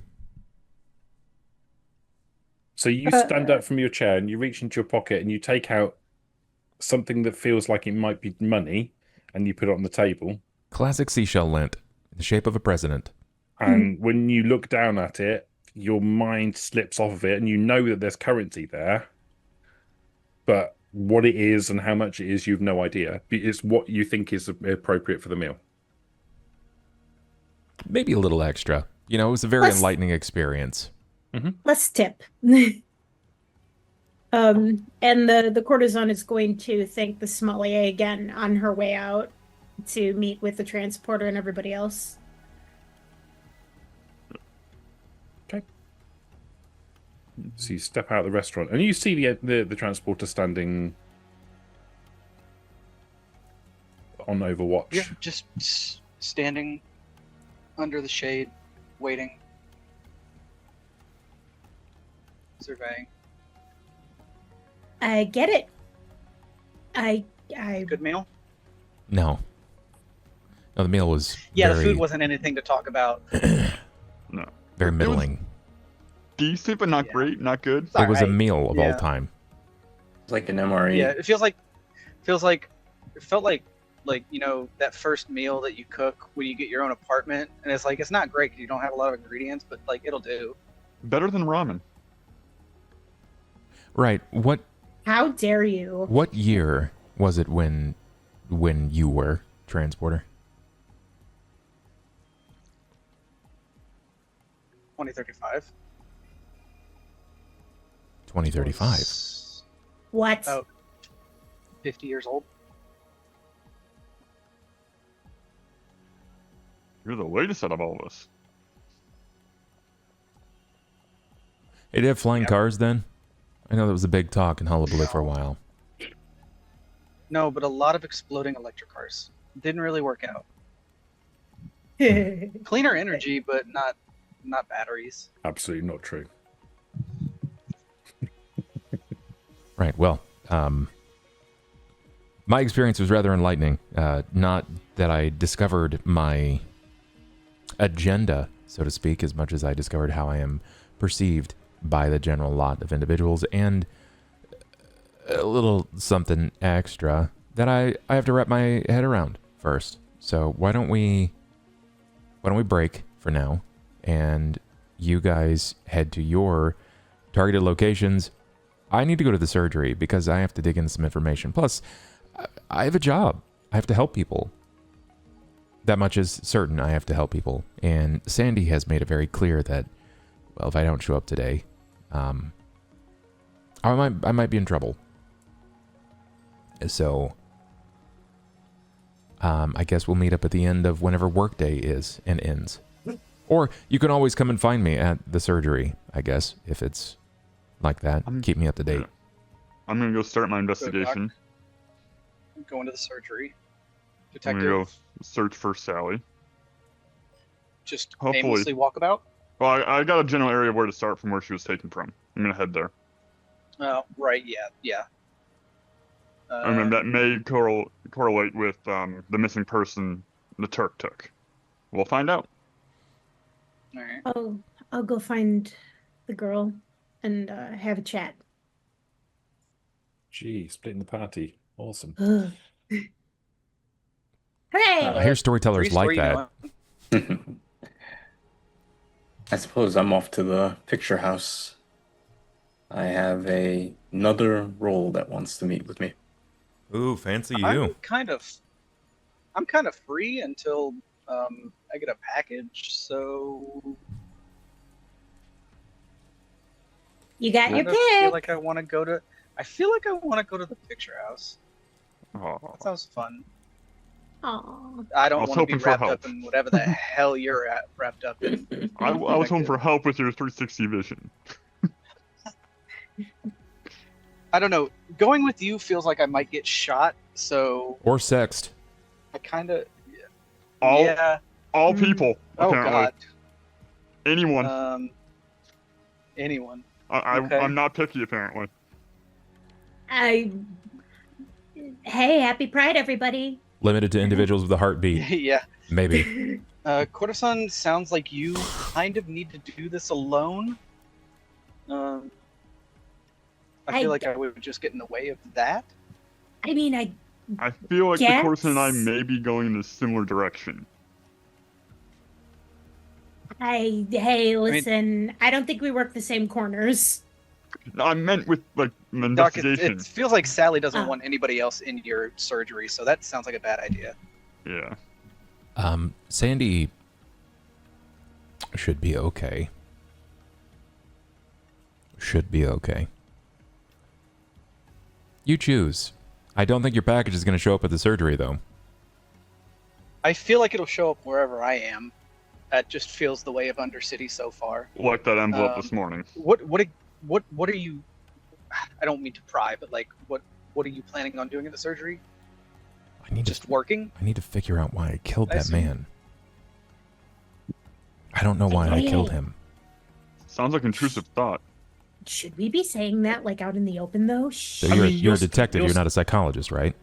You're No. standing out on the I- balcony, and there are people moving around, but no one's paying any attention to you. Other than looking at the group Yeah, of celebrities I've that are been- standing around. I've been standing here for a while, and nobody pays attention. Almost nobody pays attention to anybody unless you're in very clear eyesight. I mean, Like, occasionally the someone will the nod at you people, and like, say hello, but yeah. that's it. Yeah, like the NPCs of the area kind of just go along their lives for the most part. The side characters just exist. So God, that's wild. I feel like we can almost talk about anything. You. I don't know about that. Why don't I feel like there's certain levels to it. Why don't Extras you, and supporting cast. Transporter? Why don't you go with the priest? We have come to think I'm gonna go realize with the priest. that the priest is from a much older age and doesn't understand all the current lingo. And if this Yeah, I feel like I'm gonna have to be a buffer for him. if this individual that he's meeting I'm is okay with that. is younger, or from an era that just has a different lingo, it would help to have a wider berth of knowledge to explain some details.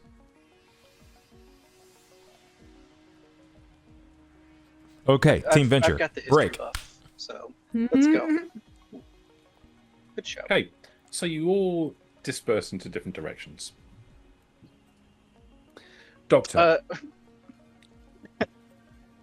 Priest, do you want to take the indirect or direct route? Let's go with the fastest route. okay? Right, Doctor, we're going to go to you first.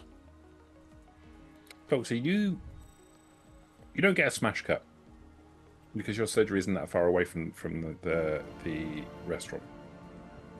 You walk down the balcony to a bridge, and you cross over, and a little bit further down, and you see your surgery up ahead of you. You see the door is open, and a couple are walking out. One of them has a bandage on his arm. I am not going to try to hide my face. If they stop me for whatever reason, I will see to them. As they walk out, they'll look at you and nod, and the man says, "Doctor." And when you get closer, you realise that's someone professional has put a bandage on him. But I didn't do that. Then, do you want me to just take the reins here and just like make up names as I go along? Mm-hmm. All right. Say William. You I see that you have a very tight bandage there. Who applied that? Doctor, I've seen you for years. It's Billy. Forgive me, old habits, Billy. Billy. Who applied your bandage? Dr. Smethwick. Can I see it, please?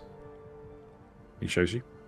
I just want to make sure that there's plenty of room, that it's not like cutting off circulation. Okay. Yeah. And it's good. It's. I mean, you with your medical knowledge, you look at it, and it's a professionally applied bandage. It's done well. What did you do, Billy? This time. The factory. Again. There was a machine. Yeah. How bad is it? I didn't think it was too bad, but my wife Stitches? burn. Burn. Ointment. Okay. I'm sure the other doctor has informed you of necessary precautions and sticking to a regimen. Yeah. Dr. Smethwick's all right, but he ain't you. Well, He smiles at you. I know. Look, stick to what he said. If things start feeling a little off, come see me, okay?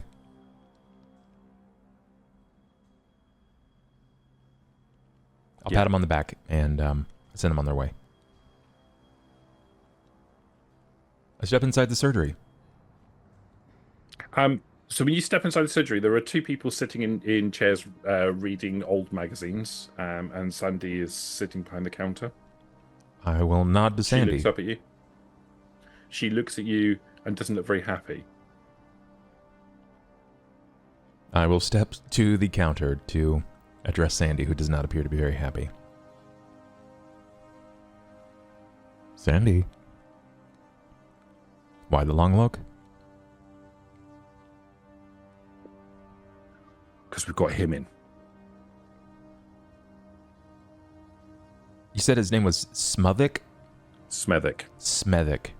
Smethwick. Is that a problem? He's a prick. Most doctors are. Yeah. I could detect something there, lingering, Sandy. And you know what? I'll write it off this time. I've come in today. I told you I would be in today. Yeah, well, I didn't want to take the risk.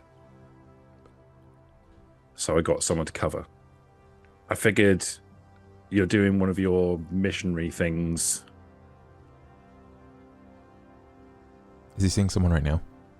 No, What's he doing then? he's just finished up. He's cleaning up, I guess. How many He said people he has he was- seen so far? He said he'll shout when he's ready. Okay. Well, then I'll keep this easy. I'll keep him out of the surgery. At least busy. And have you been keeping account on the pharmaceuticals? Any kind of our supplies? No, you do that. Above board, does Smethwick have keys to the farm? I have keys. That He was- has that was access to it above now. board. I'm saying like to him. Oh, my apologies. No. Your supplies are controlled by your surgery. Yeah. She has keys to everything, so when she gets in somebody to cover, she can give them access to it. Sure. Okay. I'll turn and I'll start to see to the patients in the lobby. Okay. There's nothing particularly exciting. Minor injuries, cuts and bruises mostly. Nothing particularly exciting. Make a intelligence medicine check. Yeah. Intel, medicine. Uh-huh. Uh-huh.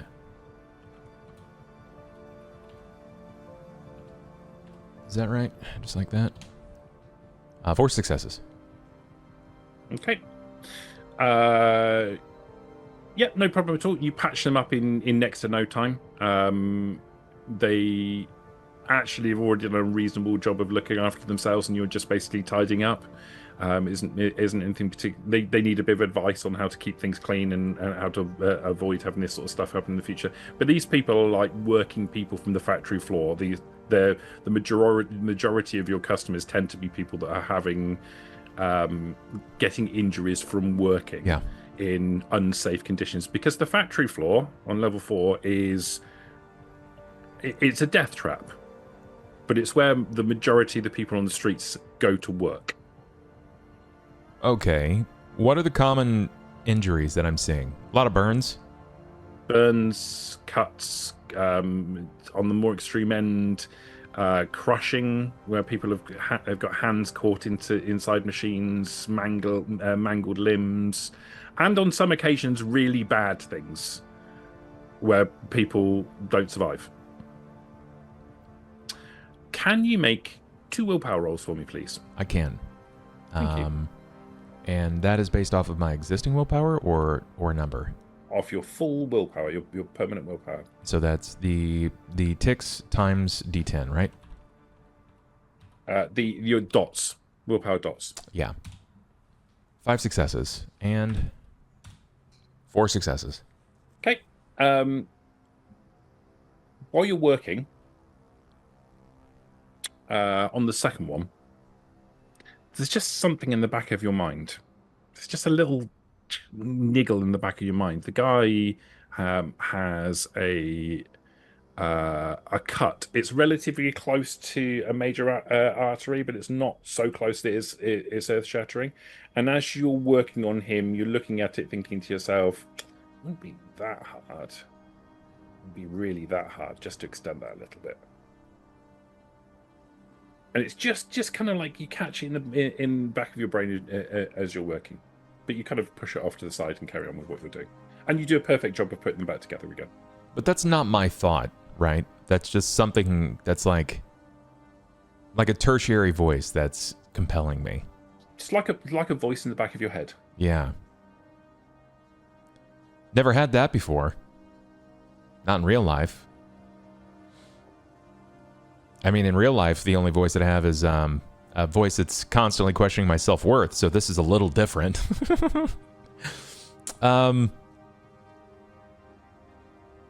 I think, given the situation and the parameters of which we exist, I think the doctor says even to himself, it's like it's a monologue of sorts. It's like I will not break. You will not break me. The voice is silent now. Smethwick still hasn't come out of the surgery then. So while you're just finishing off the second one, the door to the surgery opens and he steps half out. And you see a man in a white coat similar to yours. His clothes are a little bit more... he's wearing a suit, but it's a run-down suit, slightly threadbare suit. He has a mess of dark hair and a pair of wire-framed glasses on the end of his nose. He steps out and is about to say next when he sees you.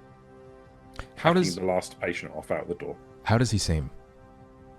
He looks surprised. Okay. I'll step up to Sandy and I'll wave to Dr. Smethwick. So, Dr. Smethwick, I Doctor, was alerted I didn't.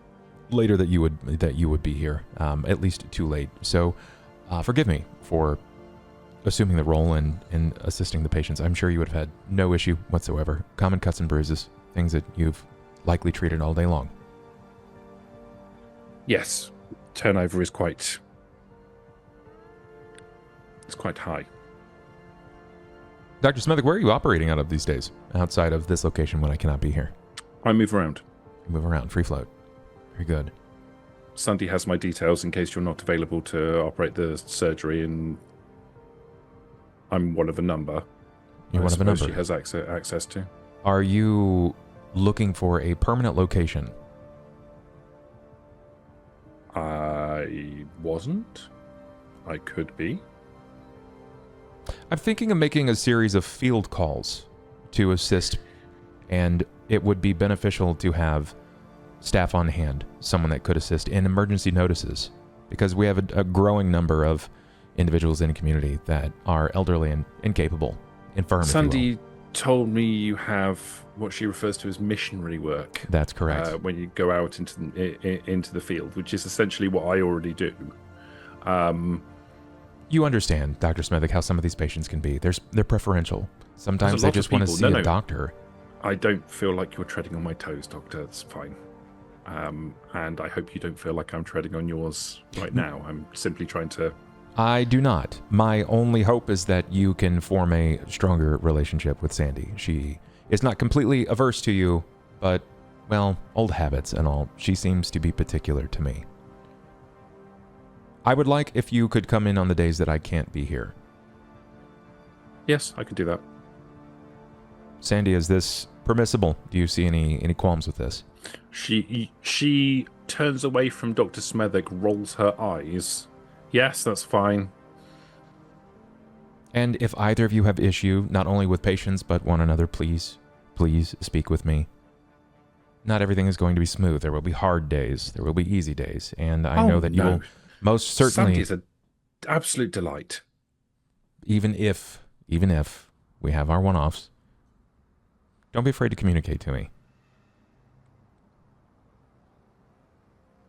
I did notice there was some... you have need of additional supplies. Are we running low? Not excessively so, but some of your sedative levels are a little low. I could make inquiries and see if we can find some replacements, if you like. That would be helpful, thank you.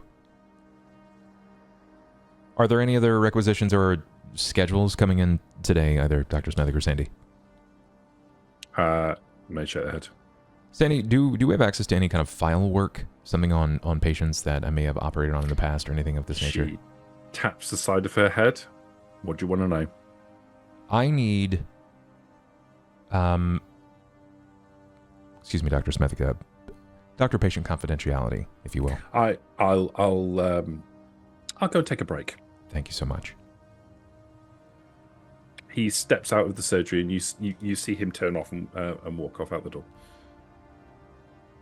Before you panic, I need someone that the community respects to step in and operate when I can't be here. And I'm going to do everything in my power to be here as frequently as I can be. Listen, I knew the deal when I took this role on. We're fulfilling a requirement for the community, and that's the important thing. But the guy's a prick, and I don't like him. And doesn't mean I can't work with him. Right. And as much as I love you, Sandy, you can be incredibly judgmental, and you're a bit... How dare you? You're a bit controlling. You're a bit controlling. This place would fall apart without me. It would. It most certainly would. I'm not even pretending even for a moment that it would not. You're the masthead of this. I simply am the motor of this machine. You keep everything nice and tidy and functioning, and it would not operate without you. It's okay. I can admit that this place needs you. You just have to relinquish control once in a while and say that you can be just a tad bit controlling. It's fine. I'm not mad at you for it. Well, it needs it. It does, and you're the perfect person for the job. Now, because I know your mind is like a steel trap, and I know that I just saw you recently speaking with her, I need to know the details on the widow's husband, and my existing relationship with them pre the death of the husband, and the relationship right now. Okay. Because our last meet, if you can recall yesterday, she slapped the piss out of me. Yeah, I think your current relationship's fairly obvious. Yes. But there is some reconciliation. I have to determine if this is something repairable. If people get like this when they lose somebody, it's regrettable and all, but that's the nature of life. Sometimes we can't save them all. We can try. I know you try your best, Doctor, but not everybody is savable. I understand. And not everybody knows how to let go. Don't let it worry you. What about the husband? He died. You know this. What were the terms of his condition?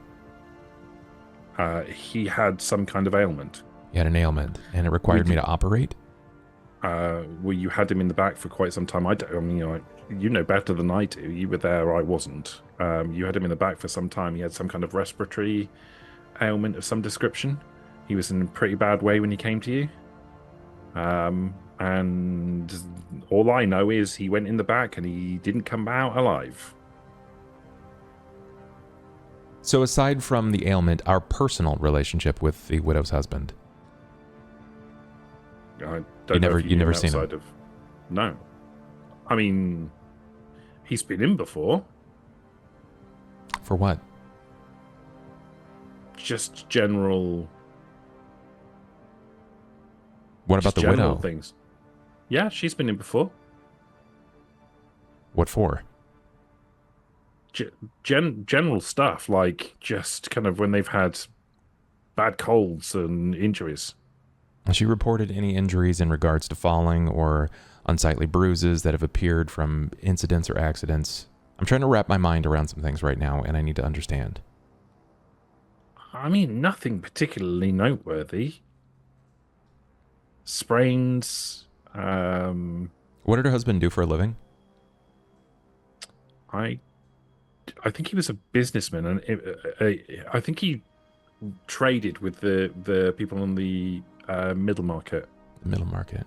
I don't Okay. think he operated a store. I think he was a somebody that operated supplies. Operated supplies. Do you have a name on file? Anything that I can use? Let me check. His name was Frank. Frank.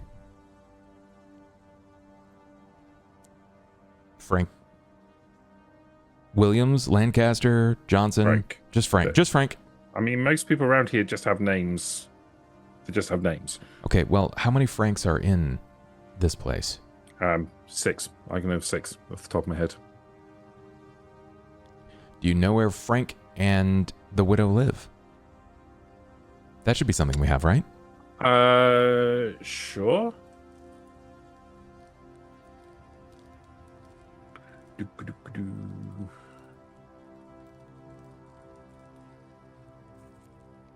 They live up on 8th in the middle class housing. Frank and the widow. Got it.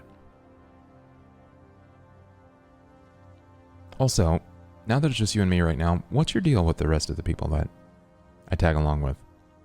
You seemed very upset at them last time, the priest and the detective. All they do is bring bullshit here. This is a place of business. This is a place of healing.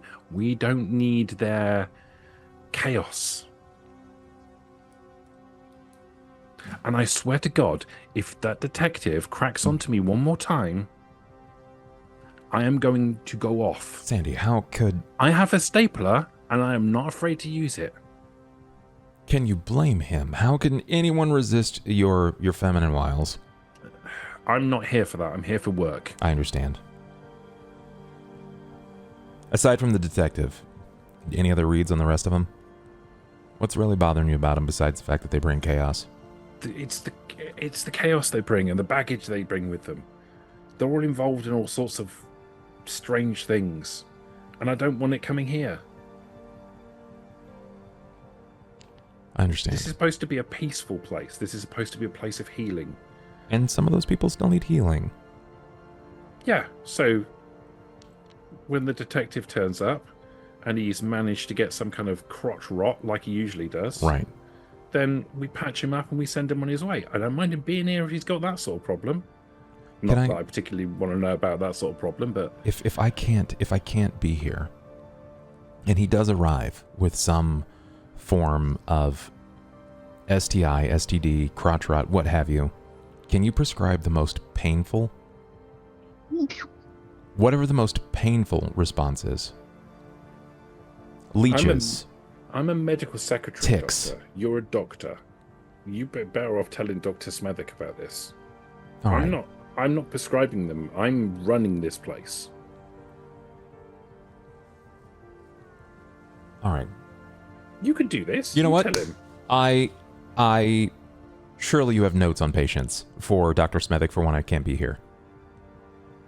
Okay. I can tell Dr. Smethwick, but so can you now. As the person who keeps this place running, if the detective finds his way into the doors and he needs yet another panacea for his penis ills, the most painful, yet functional. Done deal. I'm with you. Okay, I don't want to see chaos in this place either. I want everyone to be happy and healthy when they leave. There's just a few things that I have to figure out. And once it's all freed and clear, I'll send Smethwick on his way. Okay? Okay. Thank you for understanding. You got a job to do. I do. Is there anything I can do for you, Sandy? Yeah. Name it. Pay me more. How much more? She says an amount. It seems like a lot.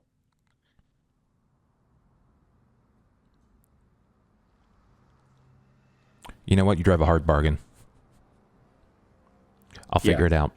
If you had access to that sort of currency. I'll figure it out. Yeah, sure. Why don't we start with a little first? Yeah. I'll believe it when I see it. Well, put your believing pants on soon, because some is better than none. Get out. I will find my way out. That's so far has been the most pleasant conversation I've had. Yeah. Despite the voice in the back of my head telling me to kill people. That's excellent. I mean, I guess I will pull myself up by my bootstraps, swallow my pride, and make my way to 8th to find Frank and the Widow. Okay. You can pass it along to the next person, though, because I know that just ate up some time. He did. So, courtesan. Are you traveling alone or with the detective? If we're going in the same direction, I guess I'm traveling with the detective. Okay. You Might also are be good indeed for me to go and determine if it's the same person versus not. okay. That's so you fair. do indeed travel in the same direction, and you find yourself. Where is it you're heading to specifically? So somewhere on floor 6. Back rooms of floor 6 is what I got. And A back room of floor 6. And I'm trying to meet up with Tori. I'm trying to find Tori, yes. Okay, so middle mark. Okay, yeah. So you head off through the middle market together, and you arrive at Velvet's. Velvet's is it's a brothel. It's a reasonable class of brothel. There's lots of neon outside. The walls are all decorated with literally velvet on every surface. The seats in the waiting area are all deep dark red chaise longue. There are hanging lights that are all covered in with fabric. It's a very warm place. The front doors of it are quite wide and open. You can see into the waiting area, and you can see there are several people sitting inside waiting to be seen. Okay. All right. Is there a madam who is running the brothel? So as you walk into the place, a woman in a long red dress walks towards you. Her hair is up, all up on top of her head. Her dark hair is on top of her head. She's very well made up. She walks towards you. When she walks towards you, she starts walking because someone's walked in, and she sort of glides across the room to start with. When she recognizes you, her body language changes completely. She stops putting on her airs and graces and starts walking normally. As she gets to you, she puts her hand around your back onto your lower back and guides you through the waiting area to a room at the back. All right. She looks over at the detective. You know where to sit. Okay. I'll see if I can find someone fitting your very loose descriptions. Oh. And she actually makes that face when she says that. It's like, degenerate. Absolute degenerate. I have some business to attend to first, though. I'll be right with you. She guides you through a door into an office. And it's like a normal office, a normal kind of, probably like if you were looking at it, probably an office from the 1980s. There is a typewriter on the table rather than on the desk rather than the computer, and there are filing cabinets, and there is a telephone on the table, and there are lots of paperwork, lots of bits of paperwork and pens and things on the table. She moves in and sits behind the desk and gestures at the chair in front of you. Okay. The courtesan will politely kind of bow and sit down in the chair. She waits for you to sit before she sits down. Oh. How can I help you? Well, I was wondering if you've seen Tori lately. Oh, that girl. She hasn't turned up. What? She hasn't turned up for the last, well, since yesterday. The day before yesterday, rather. Any idea why? No, but she's flighty. Sometimes she does this. Honestly, I would have got rid of her. But she's something of a favourite amongst some of the clients. Your friend, for example.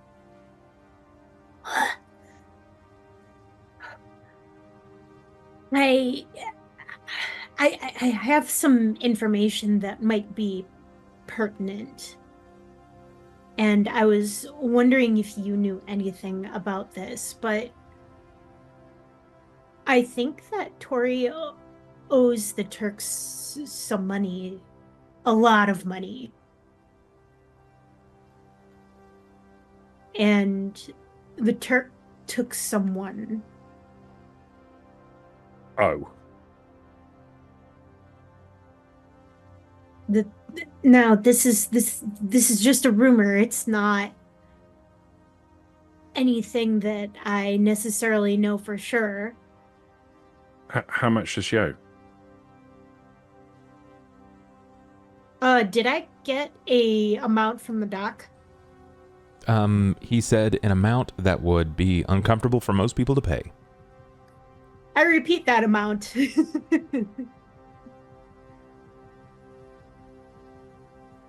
Okay, what do you want to do? I don't know where she is.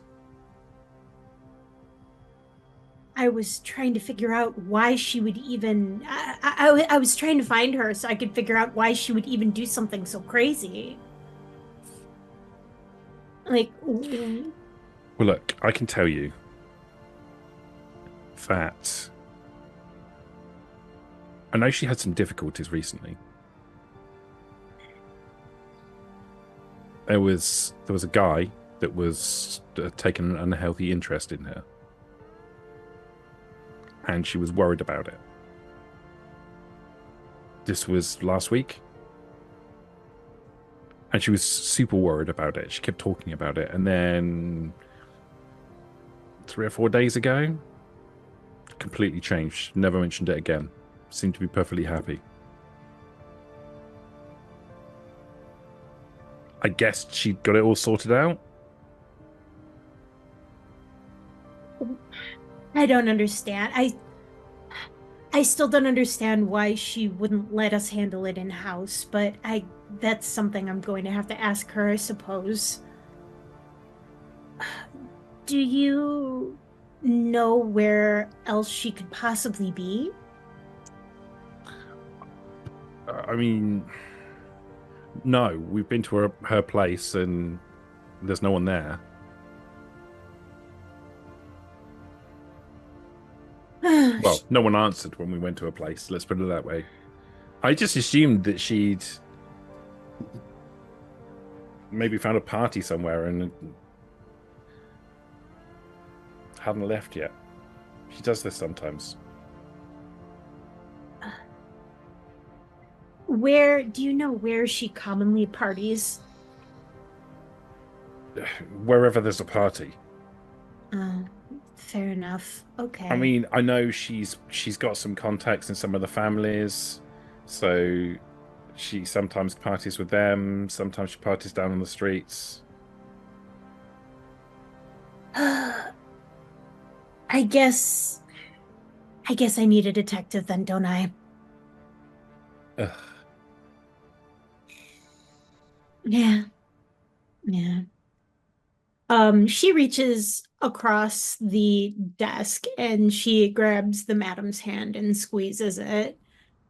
Thank you. If you find her,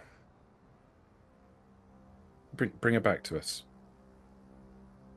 She's a pain in my ass, and she's difficult to work with, but she's a member of our family.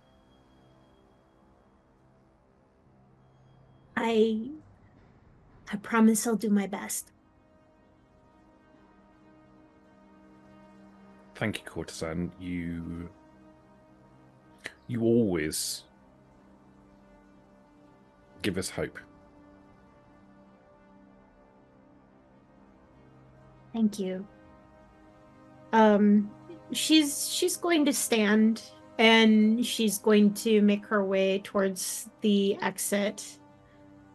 What's the detective doing when she strolls out? Is he gawking? I imagine he's probably got just a sitting glass in the of, chair. he's probably got a glass of scotch in his hand. Oh my god. She's going to grab him by the scruff and start pulling him out. Come on. Don't spill my drink. Come on. This is part of the role I was hoping you would not get comfortable with. Can we leave now, please? I actually need your help with something. Did I spill a drop of my scotch? No, you're a professional. You never ever spill a drop of scotch. Good. You'd rather let the world burn than waste scotch. Oh my god, you bastard coated bastard with bastard filling. Fuck scotch, can we go? Language. Ah. Use that against her. She's gonna start going off on me. What will your mother think? She drags him out and she So what starts do you sharing need with now? him. Oh, she's not here. She's gone.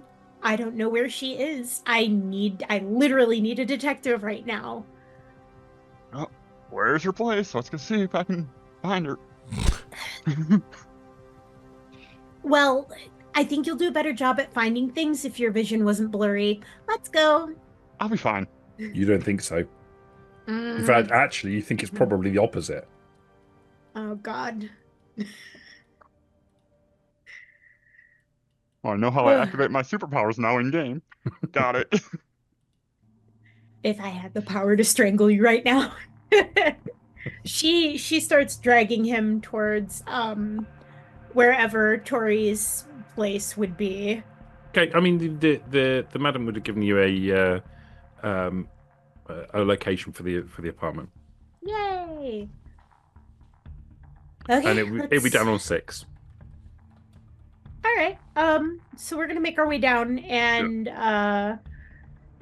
I'm going to catch him up as we're going.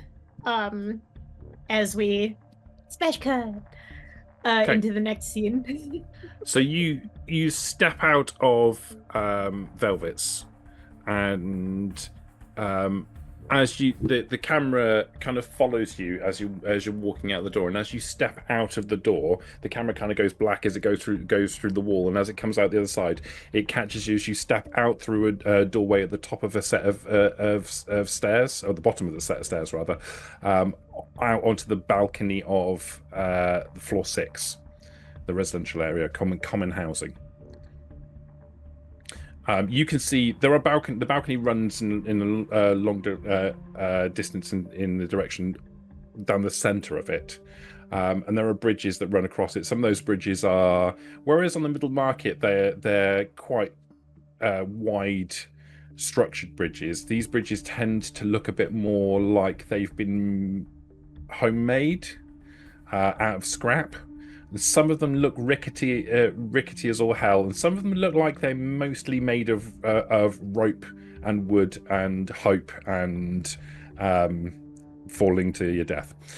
You're not sure you want to take some of those bridges, but you make your way down through the main stretch of the balconies and turn off into the back streets, and make your way to an apartment. 706. Okay. This is Tori's place. Is this relatively close to where Sally went missing? It is very close to where Sally went missing. In fact, you think it's like maybe a few doors down to where Sally's place is. Okay. So Sally went missing a couple doors down, actually. What? Yeah, I think I'm looking for the same person. Tori's missing friend is the person I'm looking for. Wait. I'm pretty sure at this point.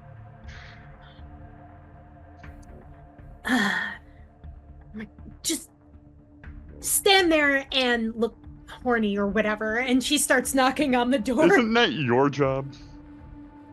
I'm not even sure anymore. Okay, you knock on the door. There's no answer. Is it unlocked? Yeah, that's the next thing I'm going to check. You try the handle, and it is locked.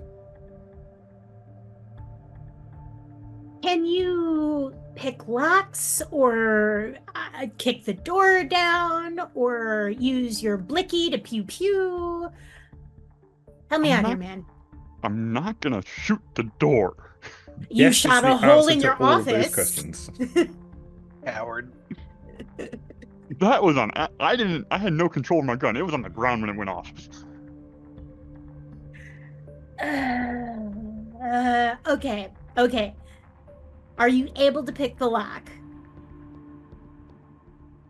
Maybe. I think we're going to want the 10 million skills intrusion. Right. That's it. It probably wants to be a dexterity plus intrusion roll. Where's Dex in here?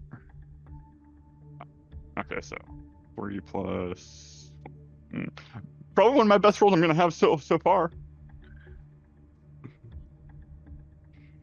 Go here. One success. Okay, it takes some time. A couple of minutes passes. Courtesan, you hear the detective swearing under his breath a few times, like almost got it. Fuck. Back to the beginning again. Oh. And you're not sure, like his This mind is why I is need to on be the fucking game. drunk. But after a few minutes, you hear a click, and he turns the knob, and the door opens. Oh, you did it. she First try. genuinely Hell sounds yeah. surprised. First try. And she steps around. She opens the door and steps around him and walks in. Anything going on here? Anything look out of sorts, I guess is what I'm asking first. Okay, so the room itself looks not dissimilar from your room, only probably slightly nicer furnishings. This is the residential area, so you live on the streets. You live in the shittest part of Undercity that one could assume to be a home. The only level below you is the streets, the pipes rather, where you're effectively living in the pipes. And the best you're going to get is like a cardboard box over your head. Like the common housing tends to be slightly nicer than the streets. The room is still relatively threadbare, but there is paint on the walls. The carpet doesn't look too terrible. There are two rooms in this place. One is a bedroom, and then there's one sort of reception cooking room, kitchen area. There appears to be electric lighting in here, which is a big step up from your place. And the place looks like it's relatively tidy. You can see the door to the bedroom is open, and you can see there's a bit of a mess in there. Okay. Hey, look for pictures of her. Look for, I don't know, hidden compartments. Do detective shit. I'm gonna go into her room for a minute. Sorry. I will investigate the room. Okay, make a perception and investigation check, please. My man pulls out a magnifying glass. No worries. Don't need a magnifying glass. For what? No, you need more alcohol so your body doesn't go into fucking paralysis. I think I've had enough for today, but I'm still going to continue. Okay, so you pick through. So that's a lot of successes. That's 5. You pick through the room,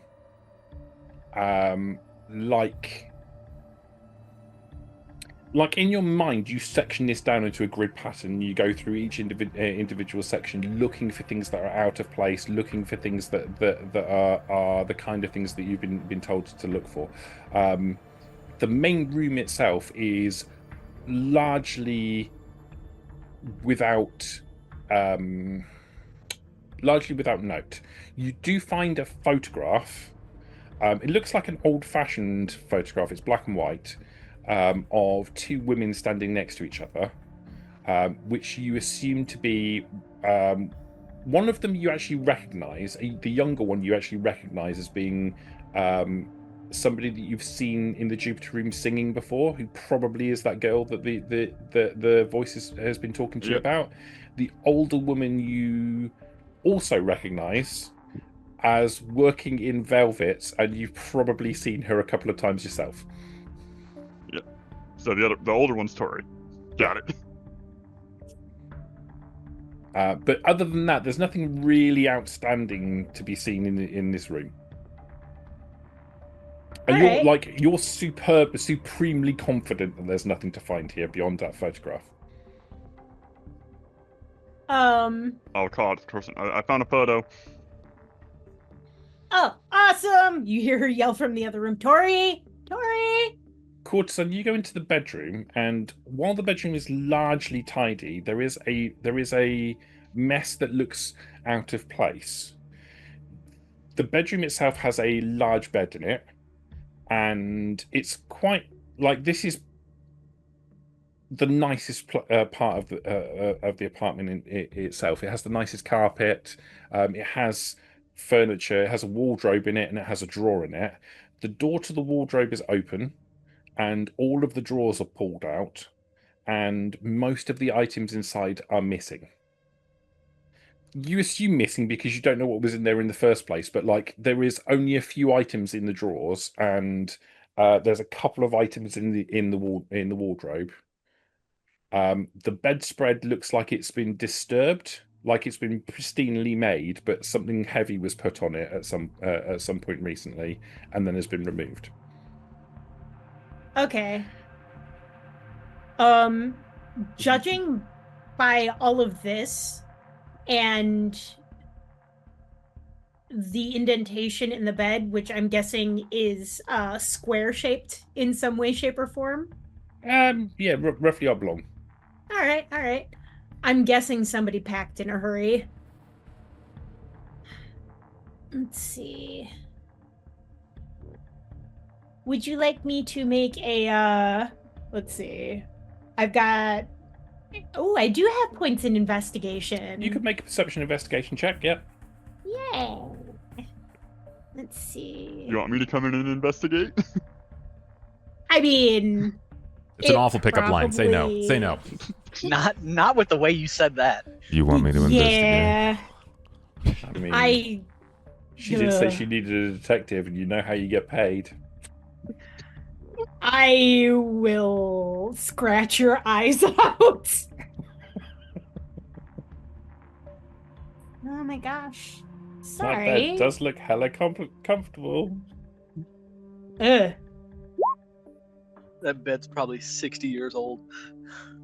Hey, I actually got 2 successes. So you look around the room, and you find under the bed, there's a box, like a wooden box, that looks like it has like a mechanism that you can put a padlock onto it. The padlock you find is discarded across the room.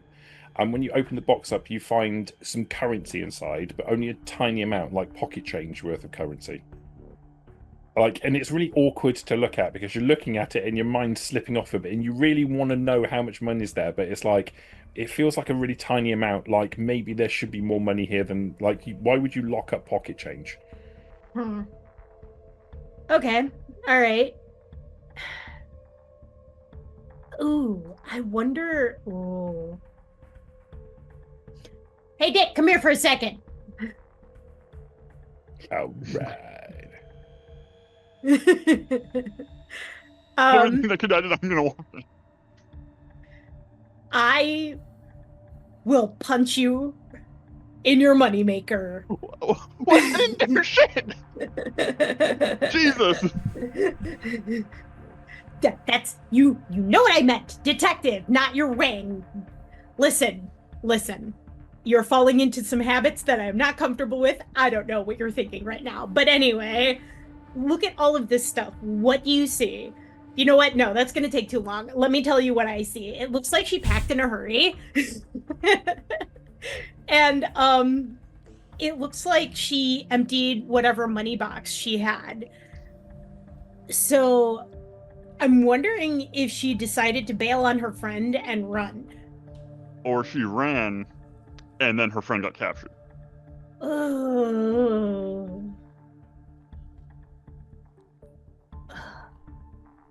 Either way, both of these are bad, and we need to find her. We have to find her. I didn't really get much from the madam. She likes to go to parties.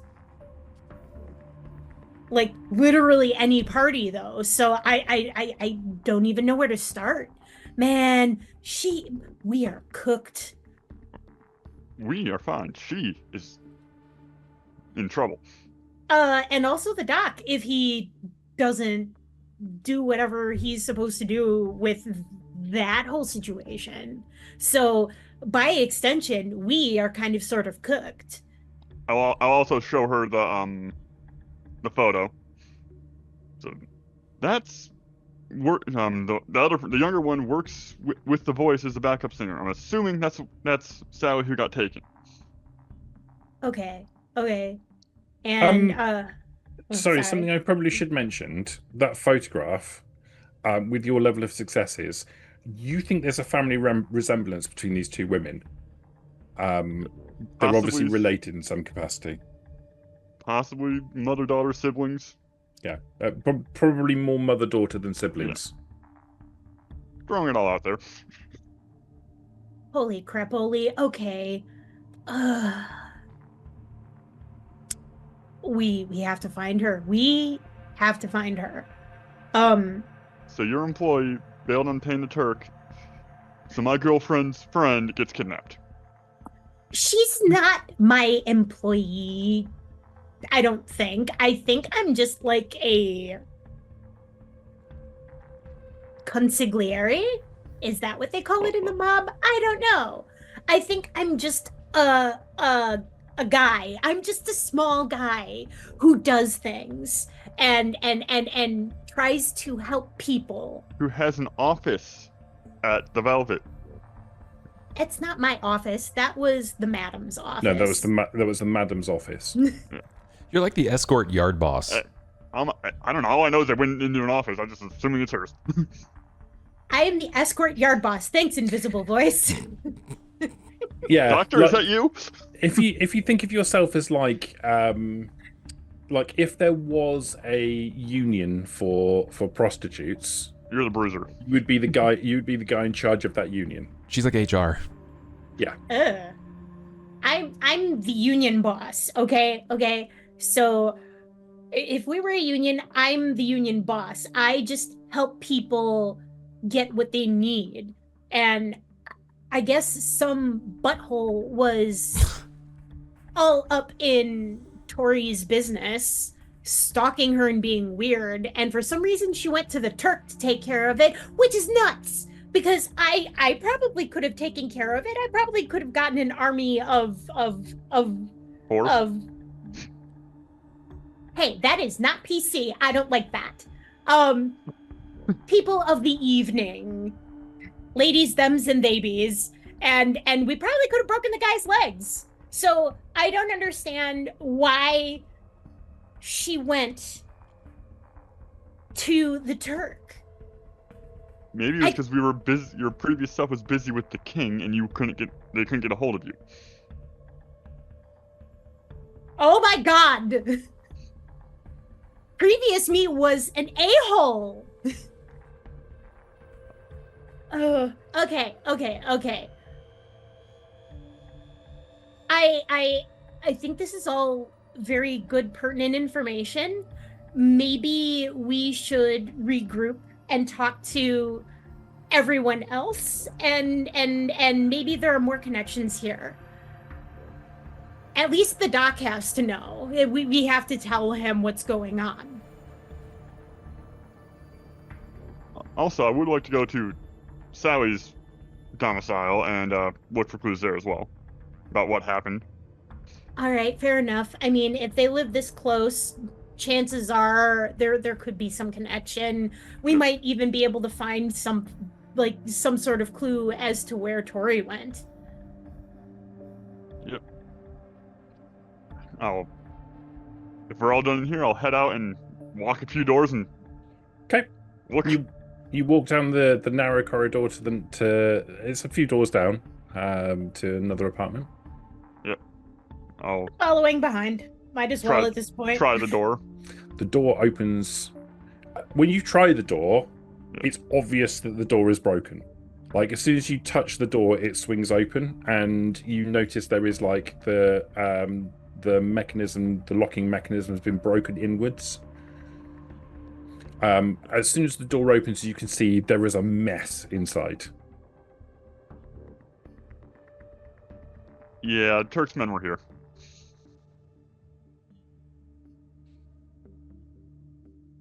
Well, I'll get to look and see if I can find any clues of maybe where they went, direction and all that. Okay, make a perception and investigation roll for me, please. No, I did realize I do have a specialty for looking for clues. Uh-huh. So do I get extra dice or no? You do not, but you get to re-roll 10s. So 10s explode on these rolls. I get one more. Yeah. How many dots in mega perception do you have? 1. Okay, cool. So last die is your mega die. You're adding your mega dice onto it, yeah? Oh no, I'm not. So what? So when you make your pool, if you have mega dice, add them to the pool, and the last die that you roll, the last number of however many dice that you've added, will be your mega dice. So you want to roll one more die. Okay, that's fine. Don't worry about that. That's That's not a problem. It just counts as no successes in that case. Now you got a 10 because you got a speciality. You got a 10. You get to re-roll, keep that success, and re-roll roll the one. die. Roll one more. Yeah, and also it comes out with 1. That doesn't matter. Wow. All right, 2 successes. You look through the wreckage of the room, and when I say wreckage, the place has been smashed to bits. The door to the bedroom is hanging off one of its hinges. The place has been ransacked. Most of the furniture has been destroyed. You find you don't find anything particularly, like, you don't find Tori. You don't find Tori or Sally. You do find a small trail of blood. Somebody was injured. And you find one of the pieces of furniture. You notice when you're looking at it as it's been damaged, has 3 sort of slash marks that are quite close to each other, as if done by like 3 blades quite close to each other. It's quite different from what you'd normally expect to see. Most weapons wouldn't be as precise to do 3 things at the same time. I'm going to help look around because, I think that'd be better than just standing here and looking cute. Yeah, no problem. So you notice much the same. You find the blood trail. You don't clock the slashes. Like, the detective's looking at this, and it seems like it's more. There's a pertinence to this. This is something that is worth noting. Both of you together think that this isn't just somebody vandalizing a place. Somebody obviously was attacked here and probably taken. Oh, no. This is bad. This is really bad. I'll point out the claw marks. Like, naturally, they don't get this close. Someone has Wolverine claws or something. What the?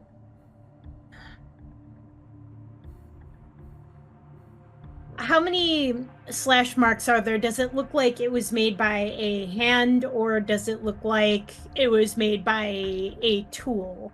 So much of the damage that's been done here has obviously been done by weapons of some description. Okay.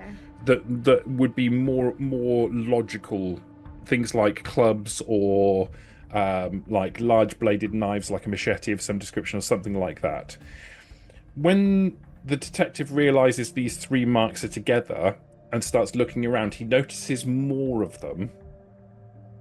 Like somebody has done. It isn't just one thing. This has been used in multiple cases. They're all over the room. Point here, point there, point there. But critically, there also is signs where things have been smashed with probably a bat of some description, and things have been slashed with a large bladed knife like a machete. And you said I saw a trail of blood leading somewhere? There is a small amount of blood that leads from the bedroom towards the front door. When I look outside, do I see the trail of blood going anywhere? Or has the dust just settled over it and concealed it? There is now that you're looking, there's a little bit of blood between where the paving slabs meet with one another. You find there's a little trace of blood between them, but because the passageway itself is so well travelled, you think that trail is probably functionally destroyed at this point.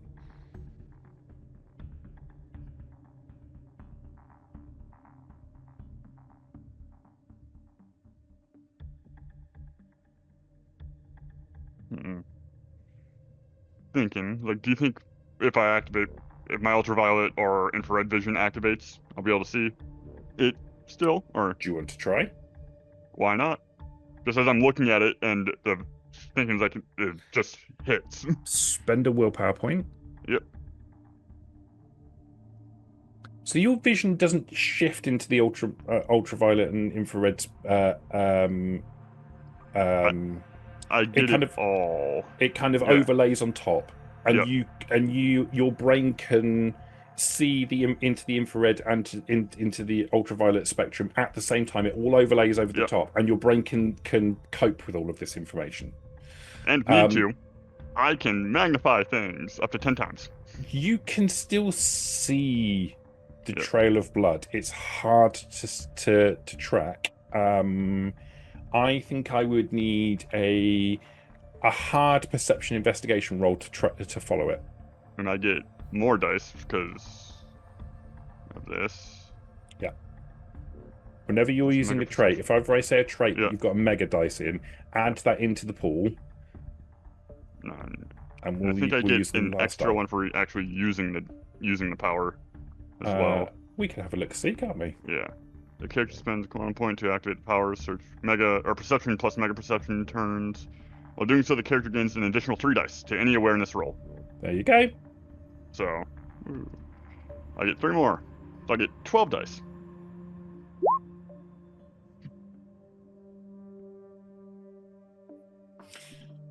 Okay.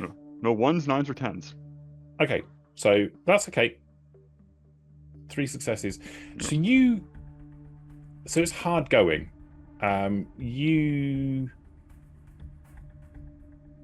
also say, why can I see ultraviolet and infrared vision right now? Because I was unaware that would happen. Yeah, I mean, you turn back to look at the courtesan, and you're getting all sorts more information from her. I don't want to know what the room looks like. Does it look like a polygon? I mean, everything looks odd to you, but your brain is automatically taking this information and processing it. So while it looks weird, your brain is processing this information perfectly. Yep. If you say that about the lights, she replies, "Are you drunk?" No, I think I'm seeing infrared and ultraviolet light right now. I'm seeing the whole light spectrum. You can see the heat that's coming off of the courtesan's body. This is weird. Okay, I think I found my power. but you can see the trail of blood, and you can follow it. And you, as you go out the door, you start to follow the trail. As you do, the camera kind of starts to zoom into you as the courtesan walks out to the door, kind of following, seeing what's happening, and her body kind of gets in the way of the camera, and as it moves out the other way, we see you slowly walking and looking down at the floor as you're walking on the middle market, as you're walking towards the bathhouse. And that's where the trail kind of goes cold. Oh, okay. We already know that. Yep. Seeing if they took her somewhere else. I mean, Well, they took her to the bathhouse, which is good to know. And plus, now I can tell the boys who took her and where they took her, and why she went missing. Okay, with your woody woo wonky eyes, does it look like she just disappeared? Cameras just broke. Sloth did something. Oh no! Sorry, I don't know. My Zoom just died. Oh. Hold on. There's 2 sloths. Not anymore. Okay. Okay, we're good now. Yeah. Monosloth. Sorry about that. No, you're good. It happens. Does the trail just disappear? It leads to the bathhouse. So- does it so lead to as a back door, side door? No, it moves towards the front doors of the bathhouse, but the problem is the bathhouse itself, the area around the bathhouse is wet. Yeah. Super wet. So you think as you're getting closer to it, it's like whatever was on, whatever traces of the blood that you're following has been washed away by the water on the floor. So, Okay. so we know where Sally is, who took her, and why. Okay. Now the other problem is we have to find Tori. Yep. I'm glad we found Sally, probably, but if Tori doesn't know she's missing, like my worry is that the Turk is going to think she flew the coop or whatever, and Where is she gonna go? There's not much room here to go somewhere. Which is why he's probably going to send the doc after her, and the doc's going after Sally, and if Sally is taking care of, the doc's deal is good. But at the same time, would I know where any of the parties would be held as a person who would apparently frequent some? Make a willpower roll. That would be 5 dice. 3 successes. Lots of parties happening all the time in Undercity, but you know that the biggest parties are held by the families, the criminal families of Undercity, and they happen all over the place. Do I know where the closest one to where Tori's place was? Is being held at. Doesn't work quite like close. Doesn't work like that fair. in Undercity. Quickest? You could find a party. Yeah. If you decided to go looking for a party, you could find a party. You want to go party hopping? But what you couldn't do is guarantee that was the right party to be. Yeah. I mean, that seems like it's going to take a long time with just the 2 of us. I think more bodies is going to be better in this case. I think we need to regroup. Otherwise, it's just going to be 2 jackasses wandering through a huge crowd of people with their body stank. And how are we going to find anything in a sea of people with just the 2 of us?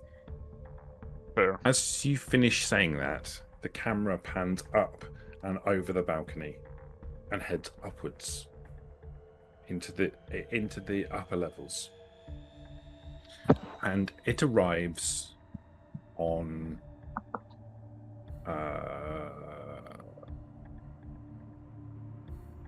12th floor. Colloquially referred to as the Sky District. This area is jarringly different from the rest of Undercity. This looks like a shopping mall. And while it's still slightly dirty and slightly damp, the floors look like fake marble. The walls look like fake marble. The shop fronts look bigger and more impressive.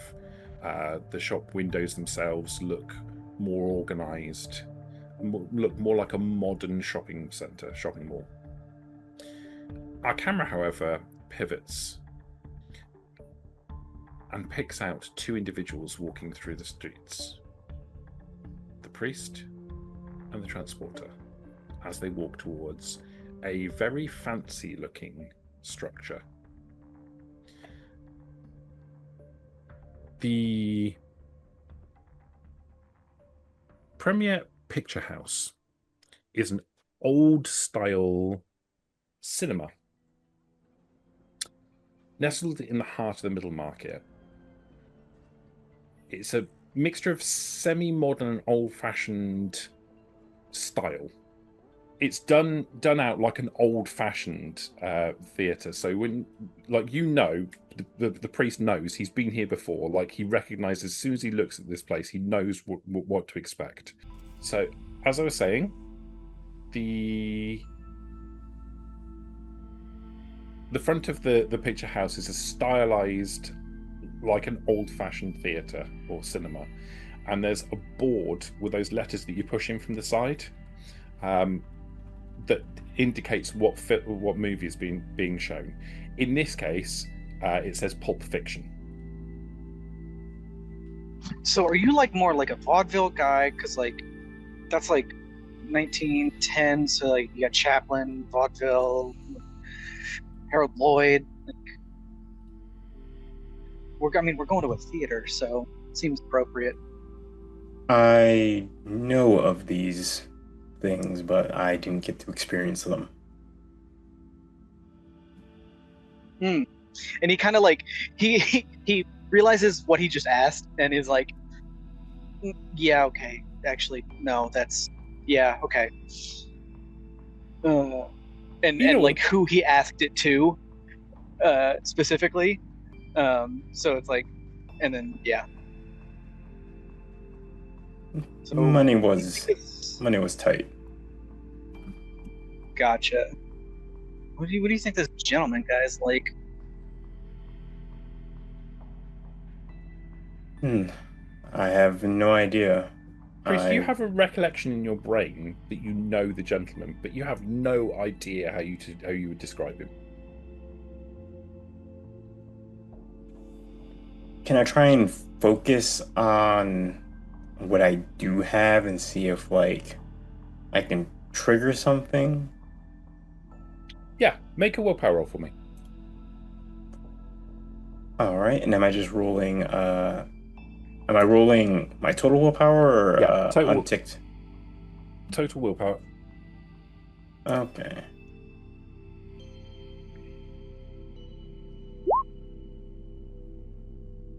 Okay, that's a great roll.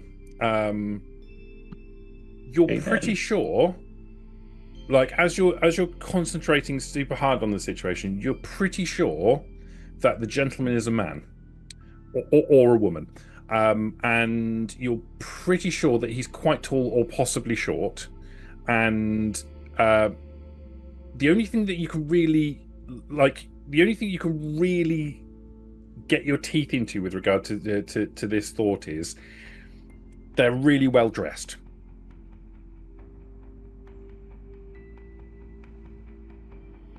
Right. Like super weird sloth wiping the walls of that alleyway. It's strange, despite the enhanced memory, when I try and think of the gentleman, everything is contradictory. One point they're a man, next point they're a woman, they're tall, they're short. They're well dressed. Like I know. Weird. Because like I know transporter priest. Like we have titles, but like or roles. But I wonder, is it more of a title or is it? I don't know. Weird. I guess we'll find out or not. I wonder if I've known multiple gentlemen or if this No. is a strange thing. You don't think that's the case. You think that the gentleman is an entity that you know, and you know them well, but you have no idea how to describe them. And it's not just a case of you no idea to describe them. Like, they literally in your head, whenever you think of the gentleman, you can't decide on whether they're male or female. You can't decide on whether not that it is somebody not that they are somebody who is somewhere between the two of them. They are both in your brain a male, and obviously a male, and obviously a female, obviously tall and obviously short. Like the memory, it's not that you're having a memory of somebody who is a tall man and a short woman. It's they are both all at the same time. It's not. Oh, that's fucking weird. It's like your brain is slipping off the idea of anything that you could use to describe them, apart from the fact that they're well dressed. There's no doubt about that. That's the absolute kernel of what you know, is that you know that they're always incredibly well dressed, impeccable. Okay, interesting. Is this? I'm assuming this is like a pretty big looking cinema that we're walking into. Yeah. And you guys both know, like, the Premier Picture House is like a big location in Undercity. It's a place where everybody knows where it is. Yeah. Everyone's probably been there before and seen a movie there. I see Pulp Fiction and I was like, ooh, you'd probably really like this one. It's a fun movie. Quentin Tarantino, great director. Although I wonder what their take on it is here. Their just take keep on walking. it? Yeah, because I mean, you heard the music at the detective's place. It wasn't the music that I remembered, but it felt like the city's take on it, and it was weird.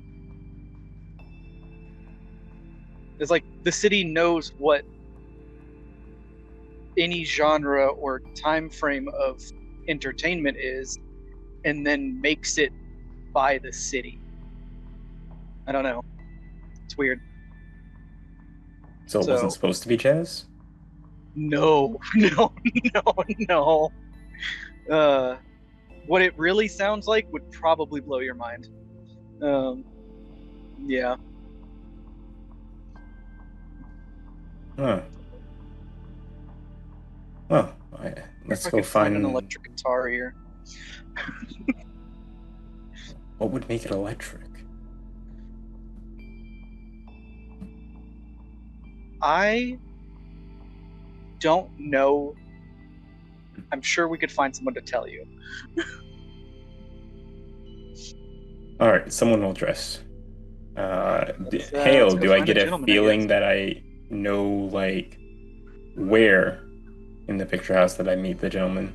There's a booth. The gentleman is always in the booth. Always in the booth. You've never seen the gentleman anywhere but the booth.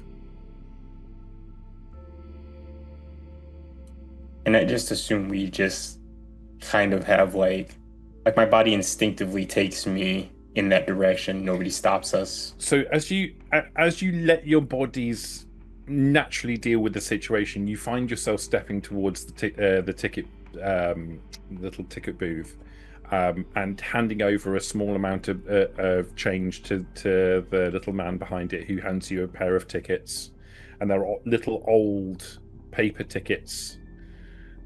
Sick. The man behind the little man in the kiosk smiles at you and gestures towards the door, and you naturally walk in. And as you walk in through the door, there's like a very dark like an airlock from the front door into the into the theatre itself. So you walk through this very dark corridor and then open the doors into this bright.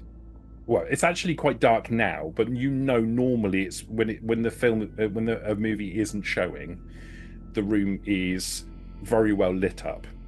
The room itself is threadbare. There are folding seats, velvet folding seats, some of which are quite a lot of them are torn or damaged in some capacity over life, and you can see a whole bunch of people sitting in the seats, staring up at the screen, the big screen in front of you. It's not full by any stretch of imagination. Maybe 30% of the seats are taken up. The film you can see in front of you is indeed Pulp Fiction.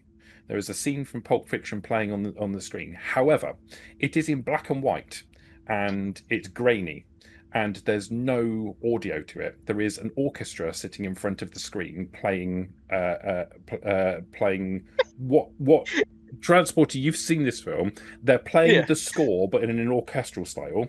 Oh, And so every wild. so often, the actors will be talking, right? But there's no voices coming out. And every so often, a black card will come up with a whole bunch of text from what it is they've just said, and then it will stay on the screen for slightly less time than you'd need in order to read it all, and then it disappears and goes back to the picture again. You know how modern movies are quite dialogue heavy? Oh yeah. Yeah, this really doesn't work for modern movies, but that's exactly what's happening. Watch this.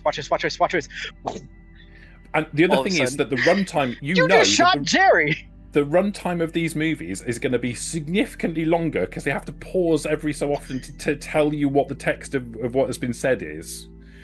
So it's like Pulp Fiction is now like a 4-hour film in this Wild. It's a lot of pausing. Yeah. You can see that there are a lot of people in the audience who are not paying any attention to the film. Mm-hmm. Some of them are having hushed conversations amongst each other. Some of them are quite obviously engaging in sexual activity. Quite openly engaging in sexual activity. You can see that there are some men and women who are walking up and down the aisles who are dressed in a way that you suspect would probably not be out of the question to suggest they might be sex workers. Openly walking up and down touting for business. You, however, the priest, knows that you don't need to sit with a riffraff. There is a door to the side that leads up to the booths, and you know which booth you need to go to. Your body naturally takes you. Like, this is something you've done 1,000 times before. You walk through the door and up the stairs and into the booths. And the booths are up high, looking out over the seated area around the screen itself. And you arrive at the door to a booth. And you know this is the right one. In what memories I have managed to glean, is it always just me and the gentleman, or have there been times where there's other people in the booth with us? It's usually just the two of you. There has been occasions where there's been other people there as well. Your call. I usually make them Just read out. alone, but I suppose we're trying to fake normalcy of the roles. If you wish to enjoy this Pulp Fiction. Are there more booths like next to it, to this, that would have that I could see the movie, but also be close by if? Yeah, there are other booths. Yeah. I'll be in this one over here. So some of them have got closed doors, and some of them have got like the door is open, and obviously the booth is empty, and you can make your way into one of those. And I'll like very clearly like be sitting up on the railing, Mm-hmm. and like if he needs to see me, he can holler at me. Yep. Okay. And I will step inside. You open the door. You see the booth is... There's like a short space between the door and the seating area. There are 2 chairs. And you can see the back of a person sitting, looking out at the screen. I will simply, making as little noise as possible, go and sit in the other chair, and then turn to see, do I see a person, or is this a experiencing biblically accurate gentleman moment where I don't comprehend? So you slip into the seat and you look at the gentleman. The gentleman doesn't look at you. They continue to look at the screen.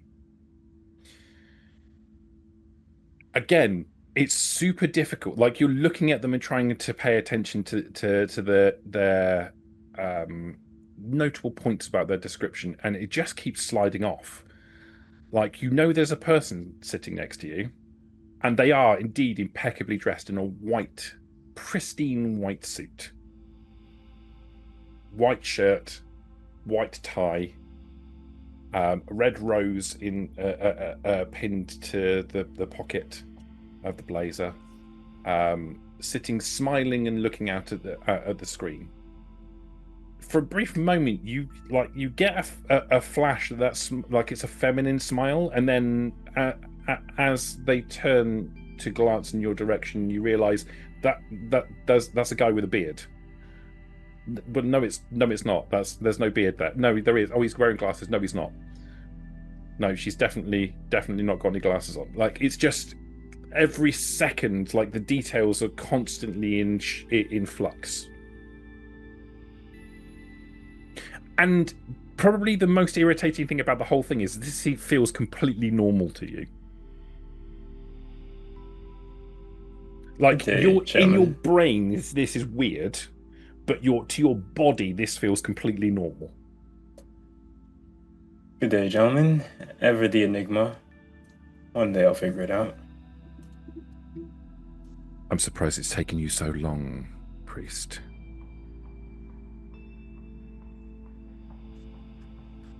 Well, I can't focus on one secret too long, can I? Already embroiled in a number, though, aren't you? Wouldn't that be telling? Oh, come now, my dear boy. You know. I already know.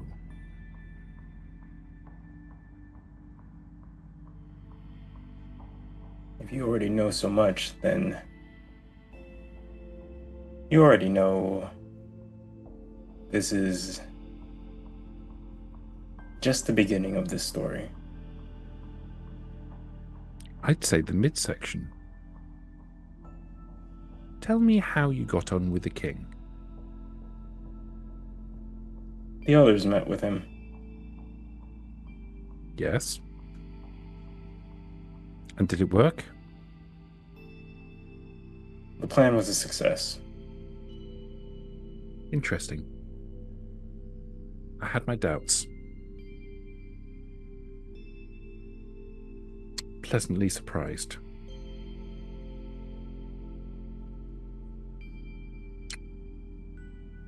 What's next, then?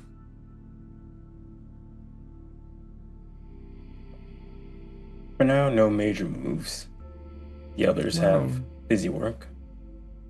They've managed to embroil themselves in all sorts of interesting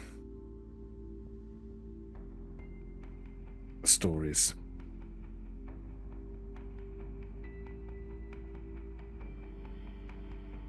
I suppose I've also been gone for a bit.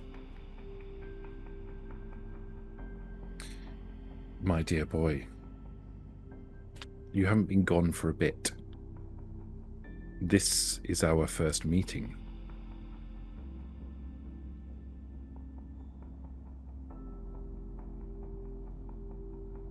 The priest has been gone from his flock for a bit. Perhaps.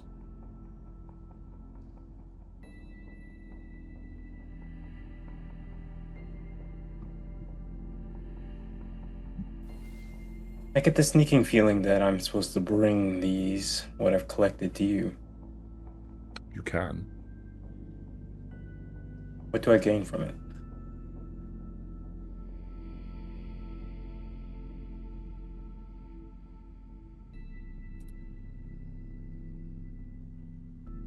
I can do things for you. I can provide you with information, or find you information, in exchange for the secrets you bring me. But it might be that the secrets you're gathering are... The last time we spoke, I told you what I did with them. And how they could be used. How they could be gathered and put to work.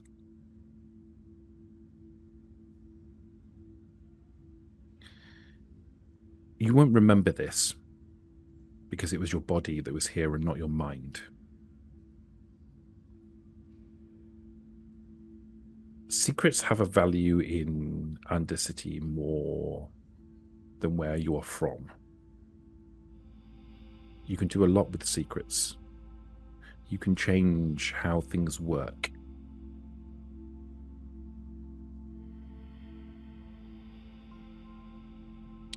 The king understood that.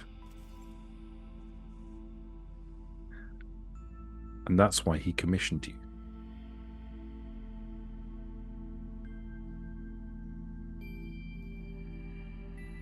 The city can't hear us here. So I think I'm pretty safe in telling you that I think the king has escaped. And that you helped him to do it.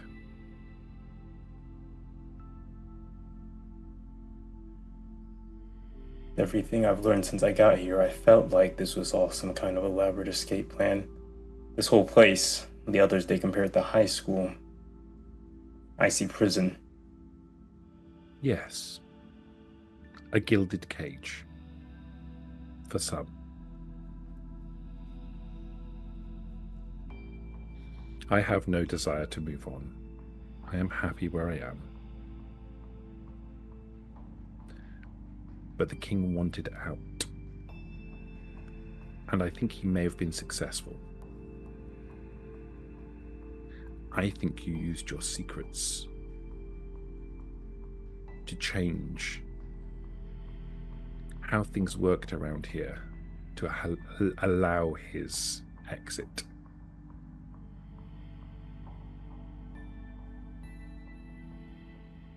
I think he went back.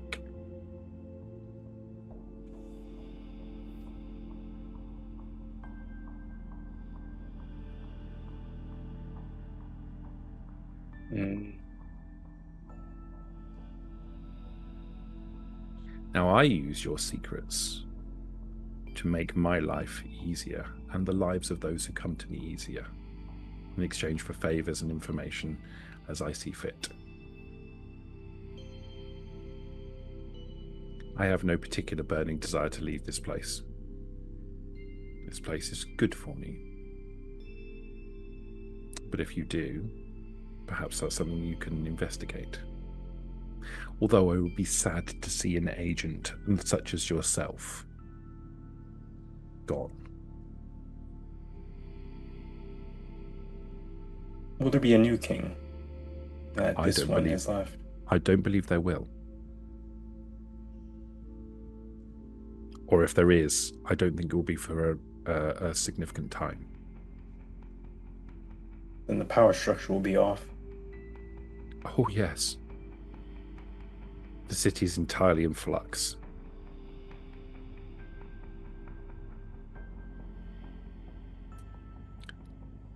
Let me tell you something.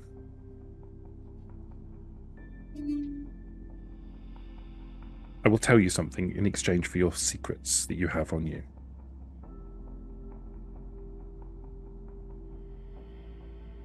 Agreed. You're right. The city is in flux. The families are attempting to press control of the council to get them more power. The individual families are all jostling and pushing and attempting to establish themselves and establish their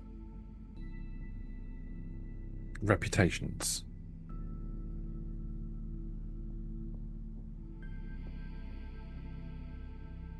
Your companions are involved in some order of investigation, I believe. Missing girl. Seems we probably already know where she is. Yes, but the whys.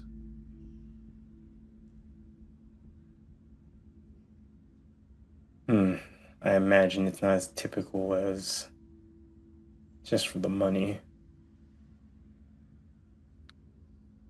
The woman. The prostitute. She was being followed. Someone had taken an interest in her. Someone from the families took an interest in her. And she overreacted. And she's caused all sorts of problems now.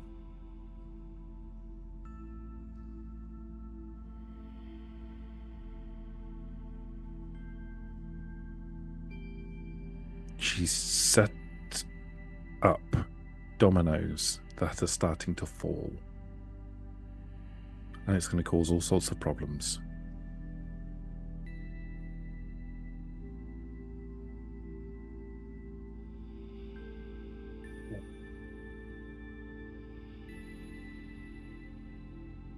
Do you wish to know more? Do you have questions?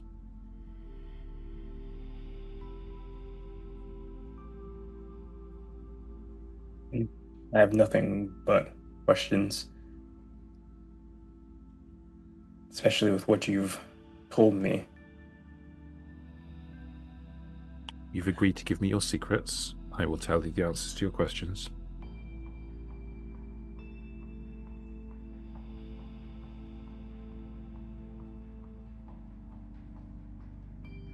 This woman.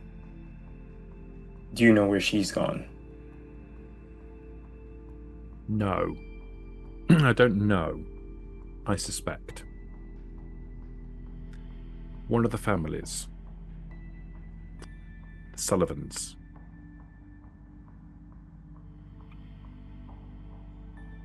one of theirs was the one that took an interest in the girl.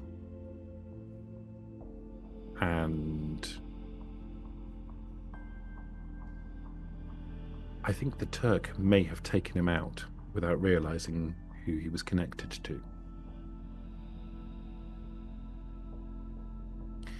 I believe she has fled. I think she's with the Kingstons now. One of the other families.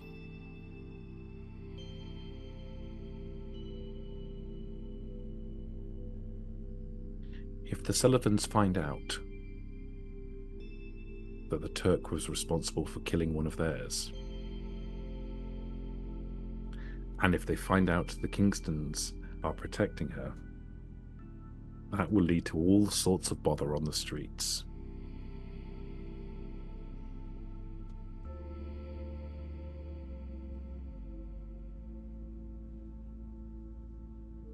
It's all very well to find out what happened, but the whys are critically important, and the implications and the complications that happen as a result.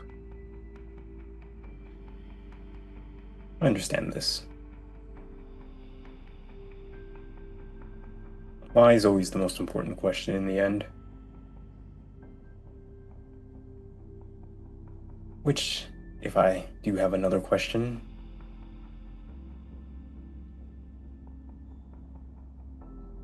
the secrets. The previous priest, he learned what you're describing. He did. How do I learn? I've told you. you can amass them and then whisper them to the world. And in whispering them to the world, you can insert your own message. And when you insert your message, you can change things. And the more secrets you pour into it, the more of a change that you can make. This is what I think you did with the king. I think you amassed secrets and then used them to allow him to return to his previous life. But for that, his current one had to end.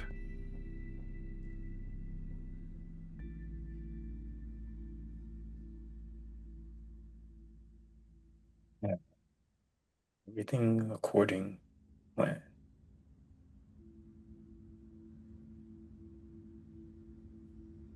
And then he went and got replaced by me after spending everything. Typical. The elites won't be happy that he's dead.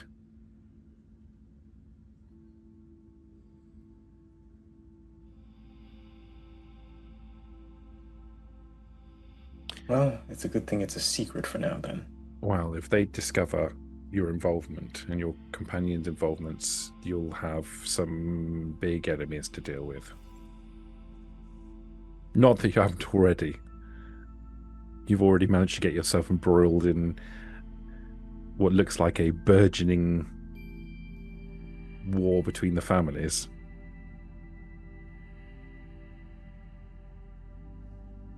I'm no stranger to the war. This one will probably just be quieter. Oh, I'm not sure it will.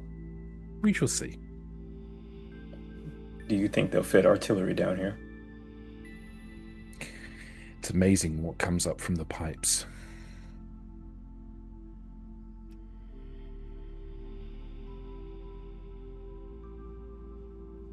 Do I have more questions, or have I spent them all? I have time for one more, but I'm missing the film.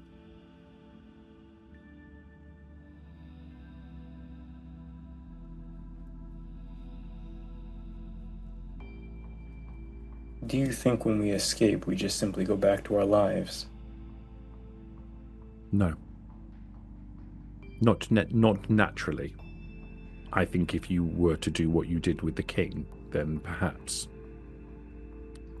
But I think when we die, we are gone. Generally. And quickly replaced.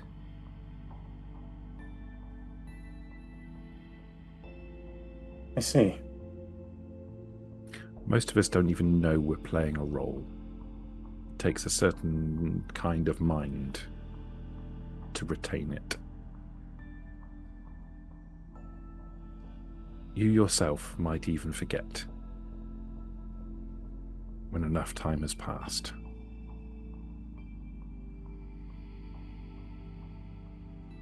We'll just have to see if Undercity is better than where I was then. It is a choice.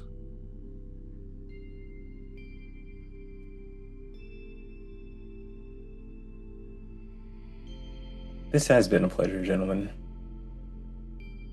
Don't forget to whisper your little secrets to me. Of course.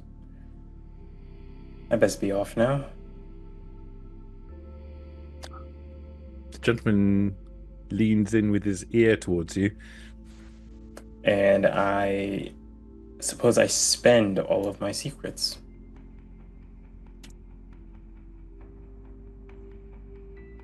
Right, mark that down.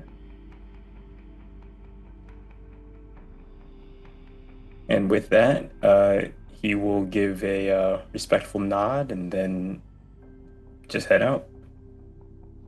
Go find the booth where the transporter was. After you've whispered, the gentleman doesn't look at you. The gentleman just turns back towards the screen. There's no acknowledgement of your exit. It's just the meeting has concluded and you have parted ways. And for the most part, through the duration of that meeting, the gentleman was looking at the screen and for all intents and purposes, paying attention to the movie while he was talking. Imagine the priest was as well, but like between the curiosity of the gentleman's state of being and also the fact that he doesn't fully understand the movie Pulp Fiction, he was just kind of like, I don't get the appeal. Okay, also you're something.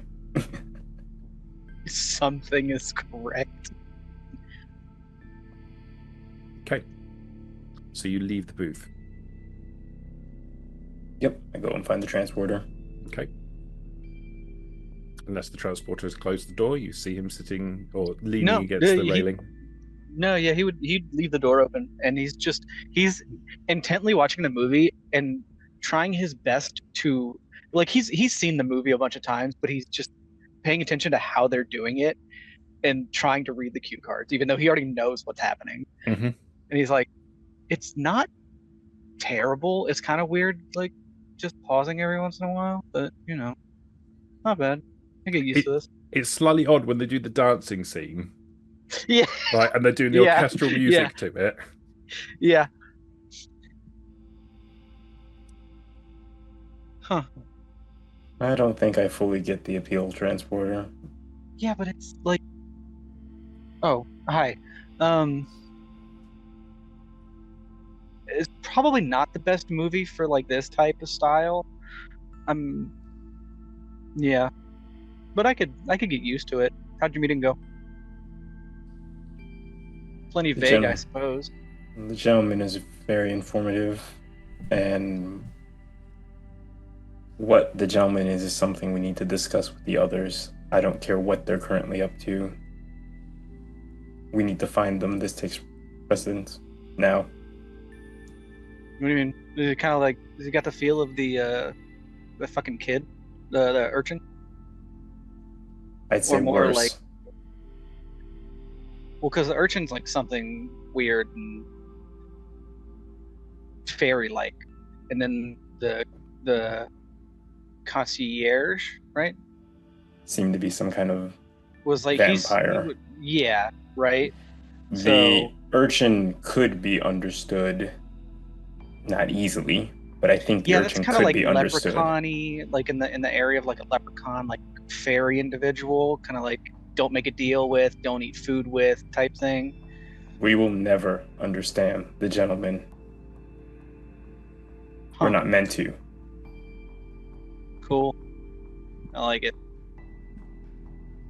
I like all this like history stuff. It's fun. We need to go. I know what we did. The plan worked. I mean, we're like, it's got like 45 minutes left. Can we finish? Which roughly equates to about 2 hours.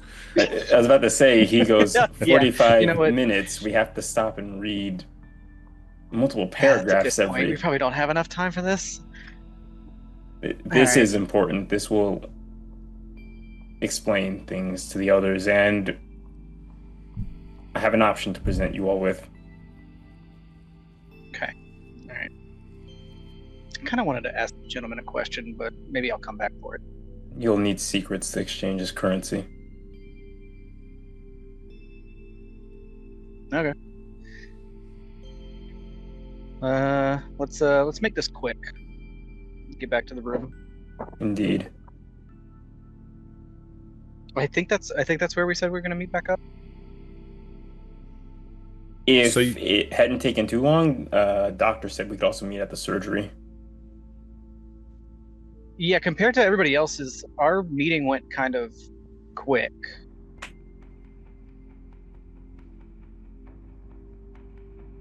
Or at least your meeting. I mean, all of this is all happening at the same time. Right. Mm-hmm. But time doesn't work terribly well in Undercity anyway, at the best of times. Yeah. So as you walk you walk down the stairs and out into the airlock, the door closes behind you into the black. And then as the door opens beyond and you start to step out, you are stepping into room 23. Your companions already sitting around waiting, looking up at you. So, and that's what gooning is. I mean, wait, where the I don't like this. We just stepped out of the theater.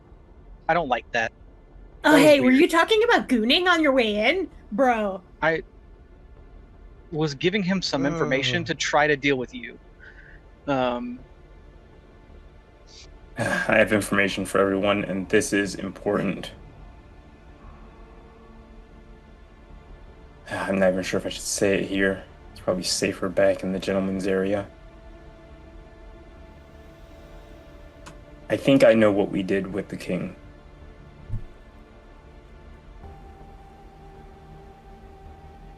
You say we, but you weren't there. I helped. I figured out a way. I'll be honest. Where I'm from isn't the greatest for me, and I left behind a lot of baggage, and what I thought would be a war so big it would be the last one until you said 2.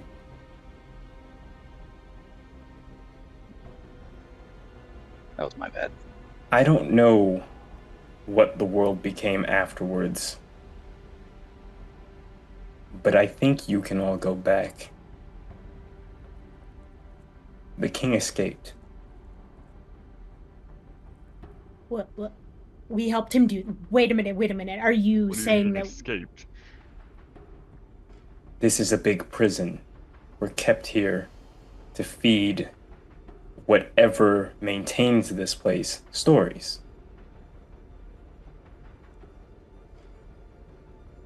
But there are some loopholes here and there, I've learned. And I think everything we did is just an elaborate way to leave. But the king, going back to his previous life, had to end his current one. So one of you all ended it.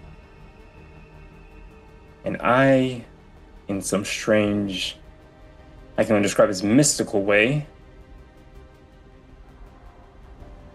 gave him the keys out.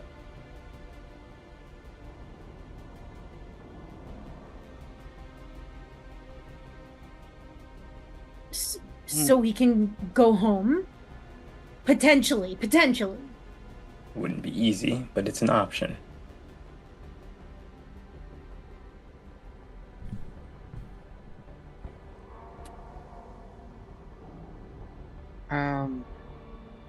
Okay.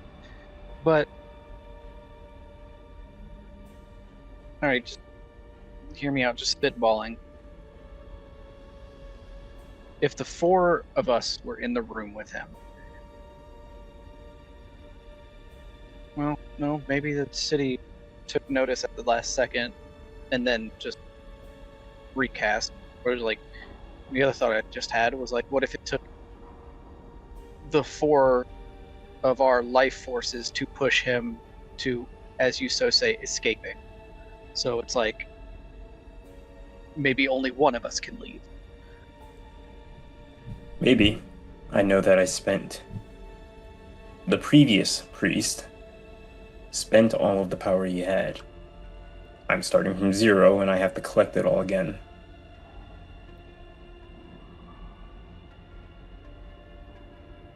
What if it was a deal that not we, but we all made with the king? We help him. I can assure of that because of my memories. The king planned this and used us to do it. Used us, or did we all escape? Did our predecessors escape? I don't With think the they king. escaped. Uh, When we die, we are quickly recast. But there's still no new king. And somebody told you all of this? You were perturbed by the urchin, were you not, Doctor? He bothered me. Perturbed, interesting word.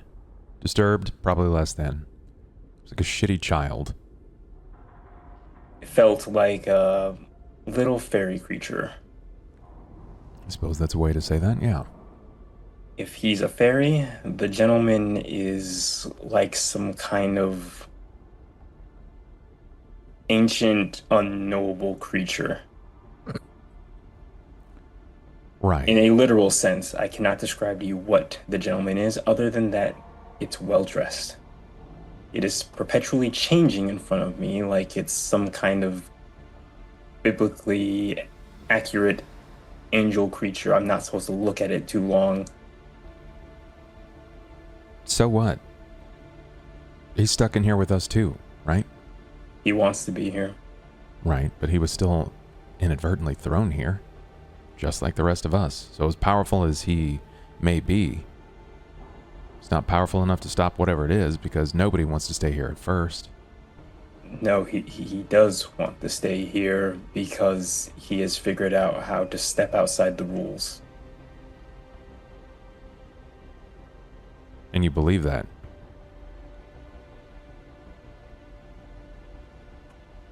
Not fully, but there's definitely something going on. Each one of us has a spot, a role that we play. When I say that the gentleman is unknowable, it feels like while they do have a role as the gentleman, they're not sticking to their role particularly. Yeah, I've had a little bit of thought about that as well when I kind of delved a bit more into my own story. And I thought about it all the way back here, and while I sat here waiting on everybody, we're all playing a role in a story. But how many roles are there? 30, 40, 60, 100? We don't know, right? We know that there's more than us, by a large margin. Now this being that's writing our narrative, our story, is either all-encompassingly powerful, or they've got help. I'll admit, I did suspect that perhaps the gentleman simply is the Undercity, with the way on how they were perpetually shifting. What if they've got help? What if whomever put us in here is powerful, but not powerful enough to watch us in everything that we do? What if there's performers, stagehands, people that are wearing the mask and watching us, reporting in on our roles? You already know that we're under watchful guys. If we did something so big as to help someone escape, we're definitely on the quick tab to see exactly what we're doing at all times, right? Meaning you were probably followed to the gentleman's. And if the gentleman has a way to step outside of the purview of the all-encompassing watcher, well, that speaks leaps and bounds about the position of our watcher. Is he all-powerful and all-knowing? Or all-capable? Kinda. Like I said, given time, the previous priest assisted the king in subverting the rules, apparently. Which means, given time, it could happen again. Look, I don't remember my life that well. In fact, every passing moment I feel like I'm losing a little bit of it at a time. I'm sort of stepping into the shoes of this body. And, well, frankly, there's some appeal. I have power. I have respect. I have skills, talents. And I don't know what I had, really. So what, I remembered a year? What is that pertinent here? What does it matter here? I have a lot more to answer to than just that, but I understand. So I'm starting a bit smaller than the gentleman and his bizarre recommendations and platitudes, his position, his power. I'm thinking of ways to remove the Turk. Turks a role, but apparently when roles are affected by whatever it is that we did, they don't recast properly.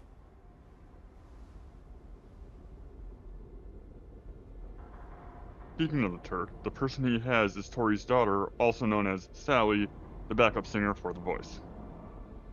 And we can't find Tori anywhere. The gentleman no gave me a leads. hint. Really? It cost all my secrets, though. I'm sorry. It's fine. I don't understand how to spend them, so it's good to learn. Without the king, the families, the elites, all the higher-ups, they have no one to answer to. They're going to start bickering and fighting. Apparently one of these families, the Sullivan, had a member who became obsessed with this Tory. Being elite, she didn't know what to do to get rid of him. Asked the Turk. The Turk may not have known who he was getting rid of, which is bad form on him, as apparently all these families are very dangerous and powerful, being the elite that they are. And now she's hiding, possibly with another family. The Kingstons. This information could lead to a war. Or it could lead to the Turk's death. Wars kill people. That's why she didn't come to me for help. It might have been a bit out of your scope. Okay. So then what's the play?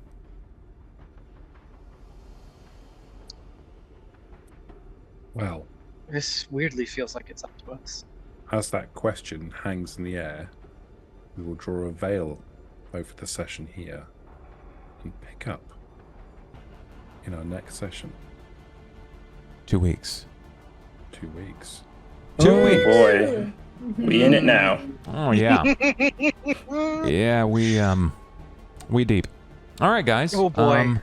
That was juicy. Thank you so much, Hale, for the intrigue.